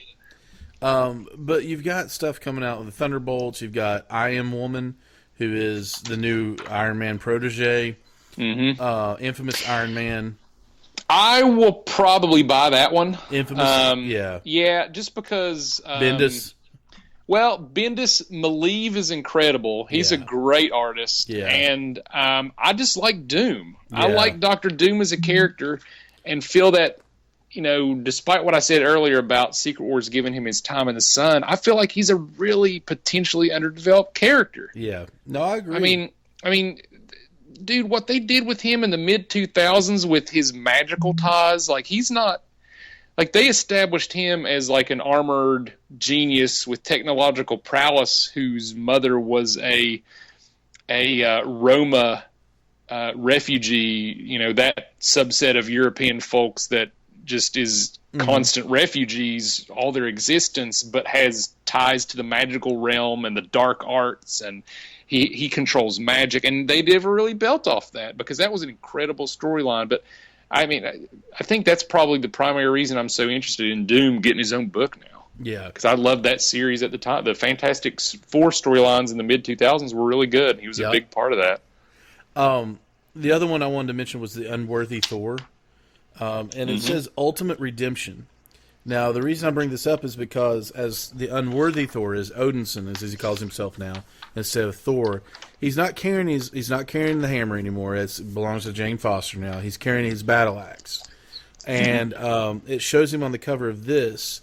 It says Ultimate Redemption. He's reaching for another hammer, which is obviously in the same style as the Ultimate Thor. From years ago in the Ultimate series. Yeah, it is the Ultimate Hammer. It's the Ultimate Hammer, and it's Thor's hammer. With the axe on the other side. Yeah, and it even says on it, it has the whole thing. Whoever holds this, whoever's worthy, blah, blah, blah. Whoever holds this hammer, if they be worthy, shall possess the power of Thor. That's what I'm looking for. Which, given the title of the book, implies that he won't be able to get it. Worthy, yes. And the other one, real quick, of course, Unbeatable Squirrel Girl is she's here to eat some nuts, kick some butts, and fly somewhat. Dude, the joke there is that she's basically wearing one of those like squirrel costumes, which is like a flying squirrel joke. Yes. Oh, book is so good. The one I've been collecting, the one I'm really looking forward to, is Punisher #7. Okay. I haven't been reading that. Really enjoy the new Punisher series. It's been really good. I mean, unless the writing's really bad, the Steve Dillon art alone should drive it. I mean, this cover, it just shows, because it shows Frank Castle with an axe over his shoulder, walking through it's brutal snow, trailing blood that has left, of course, a Punisher skull. And there are men hanging in the foreground by their necks by nooses. So, clearly some shit down. Yeah. I'm pretty excited about Bullseye getting his own book. Yeah, Bullseye #1's coming out. The other one I'm looking forward to is Death of X. Yeah, I actually I read up on that. Have you read up on what that's going to be about? I'm excited. I mean, tell us a little bit about it. Apparently, I didn't even know this, which maybe is kind of a testament to what Marvel could have done better. From the end of Secret Wars to when the new book started after that, did you know there was an 8-month gap? Yeah. Okay, I didn't. Well, anyway. So this book apparently explains the mutant Inhuman war that has definitely been hinted about that occurred in that 8 months. Yes. So the cover here implies that it didn't really go well for the mutants. Right. And that the Inhumans had a huge party under the sea in the mist, apparently. Right. It's in the mist. But it definitely will fill in the gaps and further cement what's going to go on with the mutants going forward, I expect. God, Kamala Khan shows up everywhere in these books. Yeah. She's on this cover. And so is the Cowardly Lion in the background. She is riding Lockjaw in the top right-hand corner. Well, who wouldn't want to ride Lockjaw? All well, right. To be fair, though, in the Miss Marvel books, you know she's an Inhuman, right? So Miss Marvel probably deserves to be on that cover. Yeah, she's an Inhuman. Yeah. Never mind. Yeah, but one of the cool things, like I have the first 2 trades of whenever she was introduced, but the way she finds out she's an Inhuman is Lockjaw just shows up, and she's like, "I've seen you with the Inhumans," and she can't. It implies that he can talk, but he can't. She's like, "Oh my God, I'm an Inhuman. I'm an Inhuman. Is that what you're saying? Why are you here?" And it's a funny back and forth that goes on. So that's freaking awesome. And the other ones, okay, so we've got a bunch of really good books coming up and really good, but the last couple of them here I want to talk about a little bit. So we've got #1's coming out, Slapstick #1, Solo #1, Fool Killer #1. Prowler #1. So these C-list, I'm even going to go B-list, these C-list characters such as Prowler, such as Slapstick, such as Solo, and Fool Killer. Yeah. You've got, I mean, they're getting their own books. I mean, they better do them well. This feels like it is and isn't a reboot, right? I mean, You've got a lot of new characters, but at the same time, there's no real continuity change. Right. But, you know, every time, DC or Marvel, every time there's something like this, there's brand new books. There's brand new characters, not new characters, but characters that haven't had their book previously. It's a time to start that. Mm-hmm. It's typically a time to give these writers that have not written comics before or have not written a Marvel book before it's their introduction to the Marvel universe. And actually, now that I'm looking at it, I might be buying Fool Killer because it's written by Max Bemis. Oh, and yeah. I don't know if you know who Max Bemis is. I've heard of him. Yeah, he's been writing the worst X-Man ever book that I've been reading, which has been really funny and interesting too. But the funny thing is he's the lead singer for Say Anything. Yeah. Yeah, and he has a really interesting life story. Like, he has pretty severe personal issues with anxiety, and he has severe bipolar, and at one point had to cancel a tour, rumored. I don't know if this is true or not. But it was rumored that he had to cancel a tour because he had to go into basically a mental hospital for a number of months. And so he's got an interesting backstory. The Worst X-Man Ever has been pretty funny and been a pretty cool read. And looking at this cover for Fool Killer, it looks pretty interesting because he's kind of talking to somebody as if he's the psychologist. He is a psychologist. Is he really? Yeah, that character Killer, is? Okay. He was getting his degree in psychology. Okay, I know nothing about that character. Well, I read Merch for Money and Deadpool. And that's... Well, depending on how many other books I will absolutely want to buy, have to buy type thing, this will be a thing where, second tier, like top of that second tier for me if I can afford it. Yeah, same here. But yeah, it's interesting that they're doing these kind of newer books, and I don't know who's writing Slapstick. This Riley Brown, do you know who that is? I have no clue. Yeah, I don't either. And it looks Fred Van Lint. It looks like he's done a few one-off issue, a whole lot of individual issues of Daredevil. He did a Daredevil/Punisher series. There's been a lot of like individual one-off Deadpool related books, so that probably makes a lot of sense. Yeah. Now these three guys, Solo, Fool Killer, and Slapstick, were all part of Merch for Money. And so it seems that he's went out and got himself a new team. It looks that way. So except for one, and I can't remember his name, but he wears a really shoddy Deadpool costume and carries... I see that guy. Machetes. 2 machetes instead of swords, and he speaks nothing but Spanish. Magical. Yeah, it's amazing. Who's the dude over here on the far right with the robot arm? I don't know. Because he looks super B-rate and really intrigues me. Well, look up on his shoulder. I see he's got a monkey, and there's a large ape over on the far side of the cover as well. So that monkey actually showed up in Merch for Money, and they did not realize that monkey is a super smart assassin who knows different martial arts and things like that, and he kind of kicked all their butts at one point. And that's Domino, funny. Of course, is in there, who's actually a really good character, but she is now a Merc for Money. So Deadpool has been really funny, and I regret not consistently picking that up. It's got some serious parts in it. He had some tangles with Sabretooth and figuring out that, who killed his family and things like that. But he is now married to Queen of the Underworld, and their relationship is hysterical. And he was actually funding the Avengers for a while. Because apparently Deadpool is now a millionaire or a billionaire or whatever. And so it's a lot of fun to read that. So there's, Venom is coming back out. Well, there's some of these books that we haven't touched on yet that I'm really interested in. That I'm really looking forward to. Like the new Hawkeye series is apparently going to be the new female Hawkeye that they introduced in. Yeah, Kate Hudson, I think, right? No, Hudson? That's an actor. It is an actor. Kate Bishop. That's it. Okay, that's embarrassing. Sorry. I like her. I'll probably pick that one up. But also, apparently, the first story arc is called West Coast Avenger, and she's going to be based out of Hollywood. So it's like they're just mining for my money. So I'll check that one out.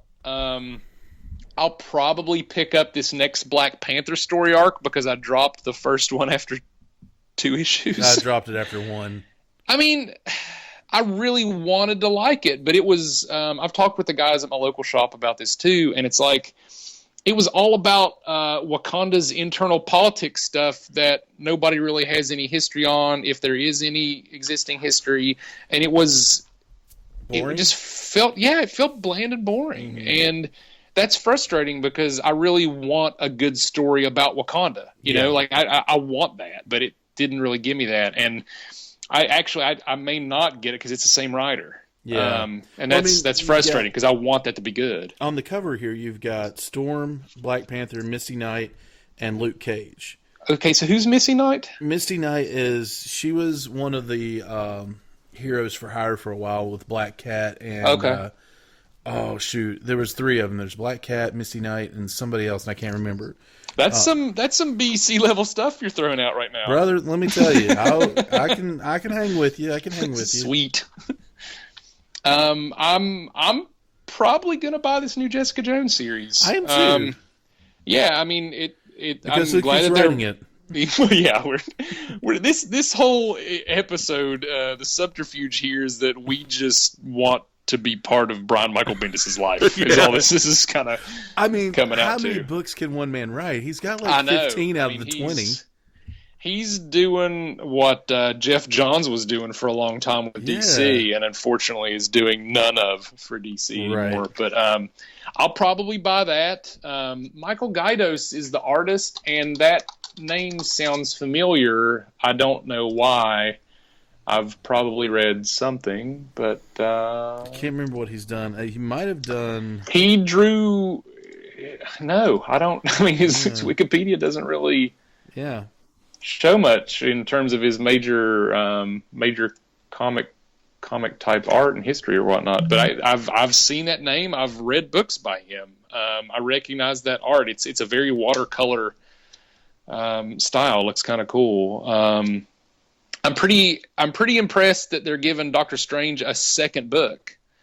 The Doctor Strange series will continue with Jason Aaron, which I'm very happy about, and the cover looks to have Dormammu on the cover, which makes me very happy.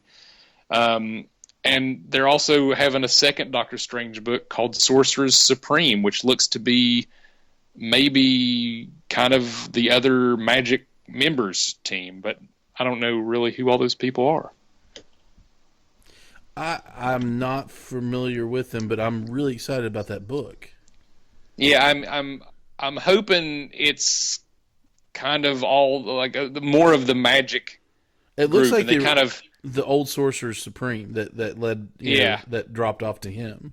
Well, that's possible too. I don't. Yeah, I mean that would be. I'm really hoping they do really well with that because I mean obviously they're going to give him another book because twofold. One, there's a new movie coming out, and two, I think that the Jason Aaron series has been super good, and I hope that's been well received enough to justify this. I hope that's part of the reason they're doing that because it's a really good book. And what else are you excited for? Well, I'm glad that they're continuing Patsy Walker. I think that's been a really good series. I think it's really cool that they're going to bring Jubilee into that book because I think that makes a lot of sense. She's on the cover for this new book. Yeah, there's apparently a new story arc that starts with 11. Black Cat's going to be a part of it. They've actually hinted at her in the recent issues of Patsy Walker, which has been really fun. It's a good book. It's really cool to see Black Cat as a villain again, too. Yeah, she's definitely had villain undertones. She's a major villain in the current Miles Morales Spider-Man book. Yeah, she is, because she was actually turned into a villain during the Superior Spider-Man storyline because Dr. Octopus had no clue that she had been, a superhero for a while. So basically she flew in, she goes, "Hey, Spider," and he punched her in the face and tied her up. And she didn't know. Yeah, and then she didn't know that was Dr. Octopus. And then she's like, "You know what? If you're going to mess with me, then I'll just show you what I'm made of." And she turned into a villain from then on. Well, I think wants that to kill Spider-Man. Well, I think anything that gets her at the forefront of the Spider-Man related stuff is right. I mean, she needs to have more of an important play than she has for quite a while, in my opinion. And I think that her as a villain and Patsy Walker might not be like the forefront of a major villain type thing, but I think it's a very. There are a lot of really strong female characters in that book, and I think that makes a lot of sense in that regard. And it doesn't feel overt or forced, if that makes any sense. It's not like, let's just do a whole bunch of women. I mean, it's just good writing, and it's given a really good platform to some really cool, strong female characters. And I'm glad that they're touching base with maybe some of the more B-rate ones like Jubilee. I've always made fun of Jubilee. I think she's just her power set is a total joke, and I hope that they kind of just play. I think her in this series and the tone of that series will work out really well. I'm excited about that. The other thing that I'm really happy about is that they're continuing the Moon Knight book because I've been reading that and it's super good. They're playing off. Something else I was talking to my local comic shop about. The thing that I was complaining about, I was like, I wish that there had been a consistently more longer ongoing Moon Knight series because this is like volume 6 or whatever. It's a sixth or seventh series. But one of the guys was like, "Doesn't that make sense though? Because he has all these weird personalities and no consistency." And I was like, "You've totally shut me down. That makes a lot of sense." But it's been a really cool series so far. if you're not reading, if people aren't reading it, like pick up the trade. I'm sure there's a trade out by now if they're coming up on 10. It's really continuing to play off of his really weird personality disorders, and there are multiple points in every single one of the issues that have already come out where you're like, is this actually happening or is this all in his head? And then you go back a few pages later, you're like, okay, this is actually happening. A few more pages later, you're like, nope, this is all in his head. It's really cool the way that they've been able to play off of his personality disorder, and you're not even sure if things are real or not. It's a cool book. Now, directly after that, well, no, not directly, but you got Squirrel Girl, Punisher, Daredevil. Right after Daredevil, Kingpin's getting his own title. Yeah, I was surprised by that. I would have not thought that was going to happen. It's really odd to see these supervillains getting their own titles, like Bullseye, Kingpin, Doctor Doom. I'm really happy about. I think that stuff's long overdue because you get all these books for forever. You've got Spider-Man, Superman, Green Lantern. You've got all these major superhero characters, and the villains show up. But like, dude, what are the villains doing? Like on a regular day-to-day basis, like the villains should have their own books. Like they're doing stuff that's relevant to the overall universe that you're reading from the superhero point of view. And there are really good stories to be told, and they're really good writers right characters. Now. Yeah, and they're building off of what's done real well in other media for them. I mean, Kingpin has shown up in the Daredevil TV series, and he was amazing. Oh my And gosh, I think that makes a lot of sense. Yeah, absolutely. So, well, hopefully they'll bring Bullseye into the TV series too, because he's awesome. Yeah, and not Colin Farrell. Yeah, but, not like like scarred forehead. I was not big on that. They worked that into the books for a while, though. Yeah, they did. I wasn't big on that. And then they're gonna continue the Gwenpool, which has been funny. The fun thing about Gwenpool is another thing where the Secret Wars were not doing multiverse things was kind of shot all to hell. She's from our universe. She's a regular person. Okay. Yeah, and she finds herself in the Marvel unit, the 616 now. And she's like, well, I've read all these books. People can't die in these books, and even if I do, I get brought back, whatever. So it's this really stupid, it's exact frame of mind as Deadpool. It's just another reason to, it's another variant on Spider-Gwen. You know, I mean, if you're not reading it, it feels super lazy and forced, and it is kind of lazy and forced, but it's fun. I mean, it's not super important, but if you like it, if you're reading a lot of these major books like the Avengers and these major storyline arcs and stuff like that with a really serious tone, and you would be really interested to see what that universe is like with a lot lighter of a heart, dude, buy Gwenpool, Howard the Duck, Squirrel Girl, and Patsy Walker, because it's always good to switch it up and have something less just not so heavy. Yeah, and that's exactly what they're doing with these, and I'm glad that they're apparently doing really well since they're making more of them like this. Yeah. She, like right now, in this cover, I don't know if you can tell from this cover, but she works for MODOK right now. That's MODOK's armor. Yeah. And so I can tell I'm glad that this book is going to continue. There's an the Uncanny Inhuman is going to continue. What's this mosaic? Do you know anything about this? Not a clue. I don't know what, like, even from the cover, I don't know what this is about. Spider-Man's involved. Yeah. Iron Man. I don't know what that's. Sure. I don't know what that's about. I'd like to know, but I mean, that cover doesn't tell me a lot about what it might be. We've talked about Death of X. I think that sounds really interesting. Did you notice that the new Luke Cage book is written and drawn by Genndy Tartakovsky? No, I didn't notice that. Yeah, it's written and drawn by Genndy Tartakovsky. And if you look at the cover, dude, it's all just hard edges, which is all Tartakovsky. Yeah. And I'm not a huge Luke Cage fan in general. I loved him in the Daredevil or the Jessica Jones Netflix series.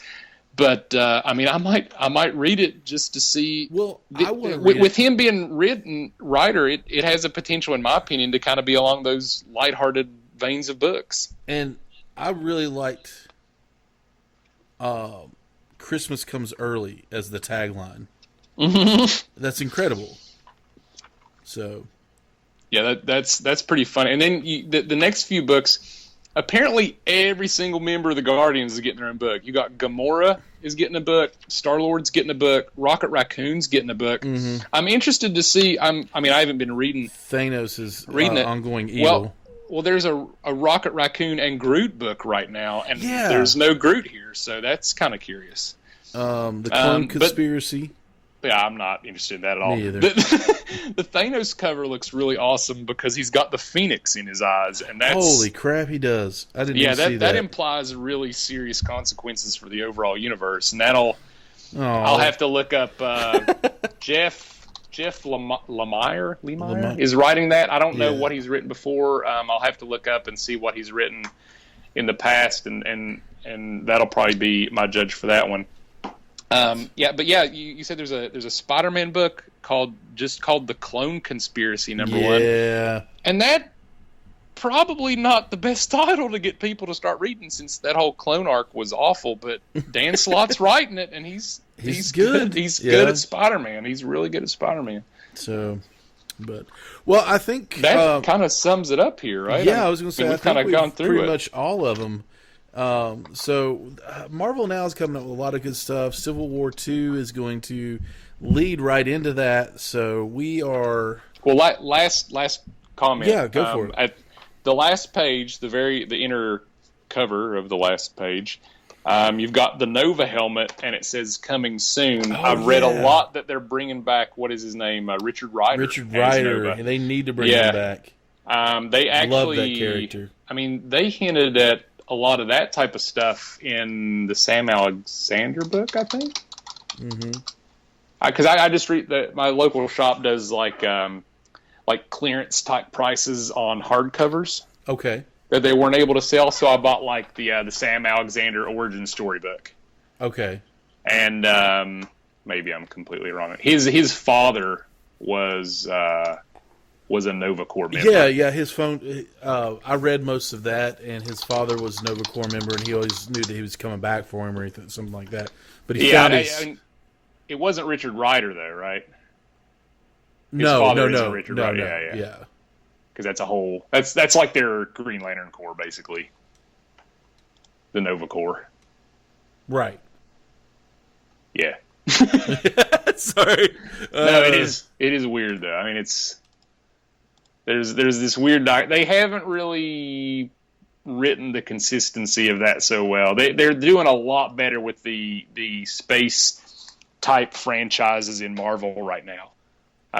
They're bringing a lot of that more into it and trying to bring that as an overlap for things a lot better than they have in the past. Because in the past, it felt like you had a very clear difference of the superhero books versus what's happening in space. Right. And the space books usually sucked. Or at least they were uninteresting. You know, there's just too much going on out there without any character development. You had all these cool characters, but no developments. You didn't know where they were from, so why would you care? So it's really, really, really, really odd. I don't know the way. I'm always one for restarts and to kind of pull all the stuff together. So hopefully this is just what they need. You know what I mean? Yeah, I'm an absolute diehard Marvel fan. Like I said, the last 10 or 15 years have been really solid. I really hope this doesn't become a trend though, because in the 2000s they kind of started a trend of every 3 or 4 years having these major story arcs. These events they kind of became known as, and they were good, and that's fine. And people, I guess there was a subsect of people that complained that they were happening too often. But I was like, dude, if they're good stories, who gives a shit? Right. But I really hope that trend doesn't morph into a pseudo kind of like what DC has done in rebooting every 2 years, because it'll get to the point where I'll be curious if this reboot will be worth buying, because will it matter 12 months from now? Right. Like I want most of the books that I buy to be relevant to what's happening in the future. And the ones that I'm comfortable with not mattering are those ones that are lighthearted. You know, the Patsy Walker, Squirrel Girl, stuff like that. I mean, that's not going to change what the Avengers are doing. Oh gosh, no, yeah.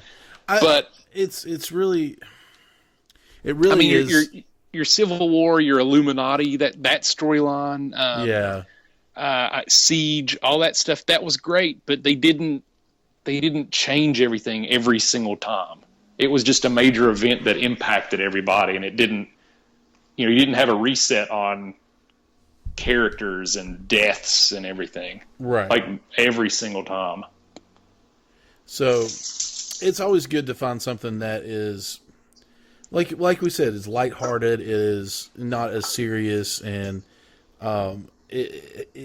yeah. I'm just really glad that they're releasing things like that, and they're kind of bringing everything together. That's what I thought Secret Wars was going to do. The Civil War, it feels a little forced, but like you said, we're only three issues in. So Marvel and now. Again, Bendis is writing Civil War, so I mean, I'm going to hold off my judgment, but yeah, I'm right there with you. Right now, it feels a little forced, a little disjointed, but again, to be fair, issue 3 felt more important than all the other ones before it, and felt like a turning point in this story arc, and could be important for the rest of it. I think we've pretty much gone over everything. Yeah, I think we got it. Yeah. If you think that we've missed something, or you don't agree with us, or anything like that, then you can give us listen. We just want to hear from you. We want to know what you're reading. We want to know what you've liked and what you've disliked so far about Civil War 2. You can actually get a hold of us at info@screamingboy.com. We will answer you back. It's been a lot of fun, Josh. I really appreciate it. We'll have you back for more. Definitely the last half. I guess it's going to go 5 or 6 issues. Is it 6 or 7? 6 or 7. So we'll have you back for the next maybe 3 or 4 issues of Civil War 2 to round this up. And then whenever the new Marvel stuff comes out, you're going to have to come on and tell us what you're reading and everything. Yeah, since I'll have to revamp my whole pull list again that I did 9 months ago or whatever it was. I mean, oh Lord. So, is it, any final thoughts or anything? No, I mean, I think we covered it. I mean, I feel like if we were reading DC and this was happening right now, this would probably be enough for me to just throw up my arms and be like, look, I'll finish this series, but no. Because I just don't have the loyalty for DC anymore that I have had for so long with Marvel, and that's just a personal preference. Yeah, absolutely. But again, every major storyline that I've read from Marvel for however long now has been really solid, and I'm going to keep buying them until that doesn't happen anymore. So, you know, I trust them to stick with however many issues that are left in this to make me feel like it was an overall clear story arc that made sense and was, important for the rest of what they're planning to do. Sure. But yeah, and also for the record, I think on my professional business cards now, I'm going to put comic book and music consultant. Yes, correspondent. Yeah, correspondent. That's what you mentioned earlier. Yeah, I mean, if you want a different name other than correspondent, let me know, because that's the only thing I can think of. I'll think about it. If I get say in the title, then yeah, you definitely get say in the title. So it might be a more epic title involved. You are part of the Screaming Boy family, so you get to pick your own title. Sweet. So, well, guys, thank you so much for listening, and we will definitely be back with more. You can check us out on www.screamingboy.com. You can check us out on Twitter at Screaming Boy PR, Instagram Screaming Boy Podcast, and Facebook Screaming Boy Podcast. So we are no longer Screaming Boy Productions. We are Screaming Boy Podcast. We have more content coming at you: video games, comic books, music, movies, television. Soon we will be coming out with we have a review and talking about a movie that was released that was actually filmed in West Virginia on a next to no budget, and it is absolutely You have to check it out. It's called She Was So Pretty. It is definitely worth a watch. I mean, you could tell that they put their heart and soul into this movie. By far, I mean, we need to support more independent films and especially out of the tri-state area, Ohio, West Virginia area, and then absolutely. And then we will definitely be coming out with more, the Civil War II and different comic book titles. And I want to do something on the new Netflix series called Stranger Things. So be on the lookout for that. If you've not checked out Stranger Things, binge it now. It's a really good title. So how many episodes of that are there? 8. Is it just? Did they just do like a one season? Yes, one season and 8 episodes so far. Winona Ryder, Matthew Modine. It's been so good. So we are. And we might be doing a college football podcast. Yes, yeah. So we are. That is in the works as well. College football. So, folks, thank you so much once again for listening. And if you want to get a hold of us, once again, Twitter, email, Facebook, we will answer any questions. We will just give us a holler, give us a follow, click those like buttons. Please subscribe, tell your friends about us, and we are out. My hip-hop will pop this shot. My hip-hop pop this shot. My hip-hop will pop this shot. Pop this shot. Really silent, and yeah, you know me, quote, working from home, unquote, it's easy, turn a 2-day week and into 3, see we be within reach, TXT to MST to BB, vibrations in my pocket, it's my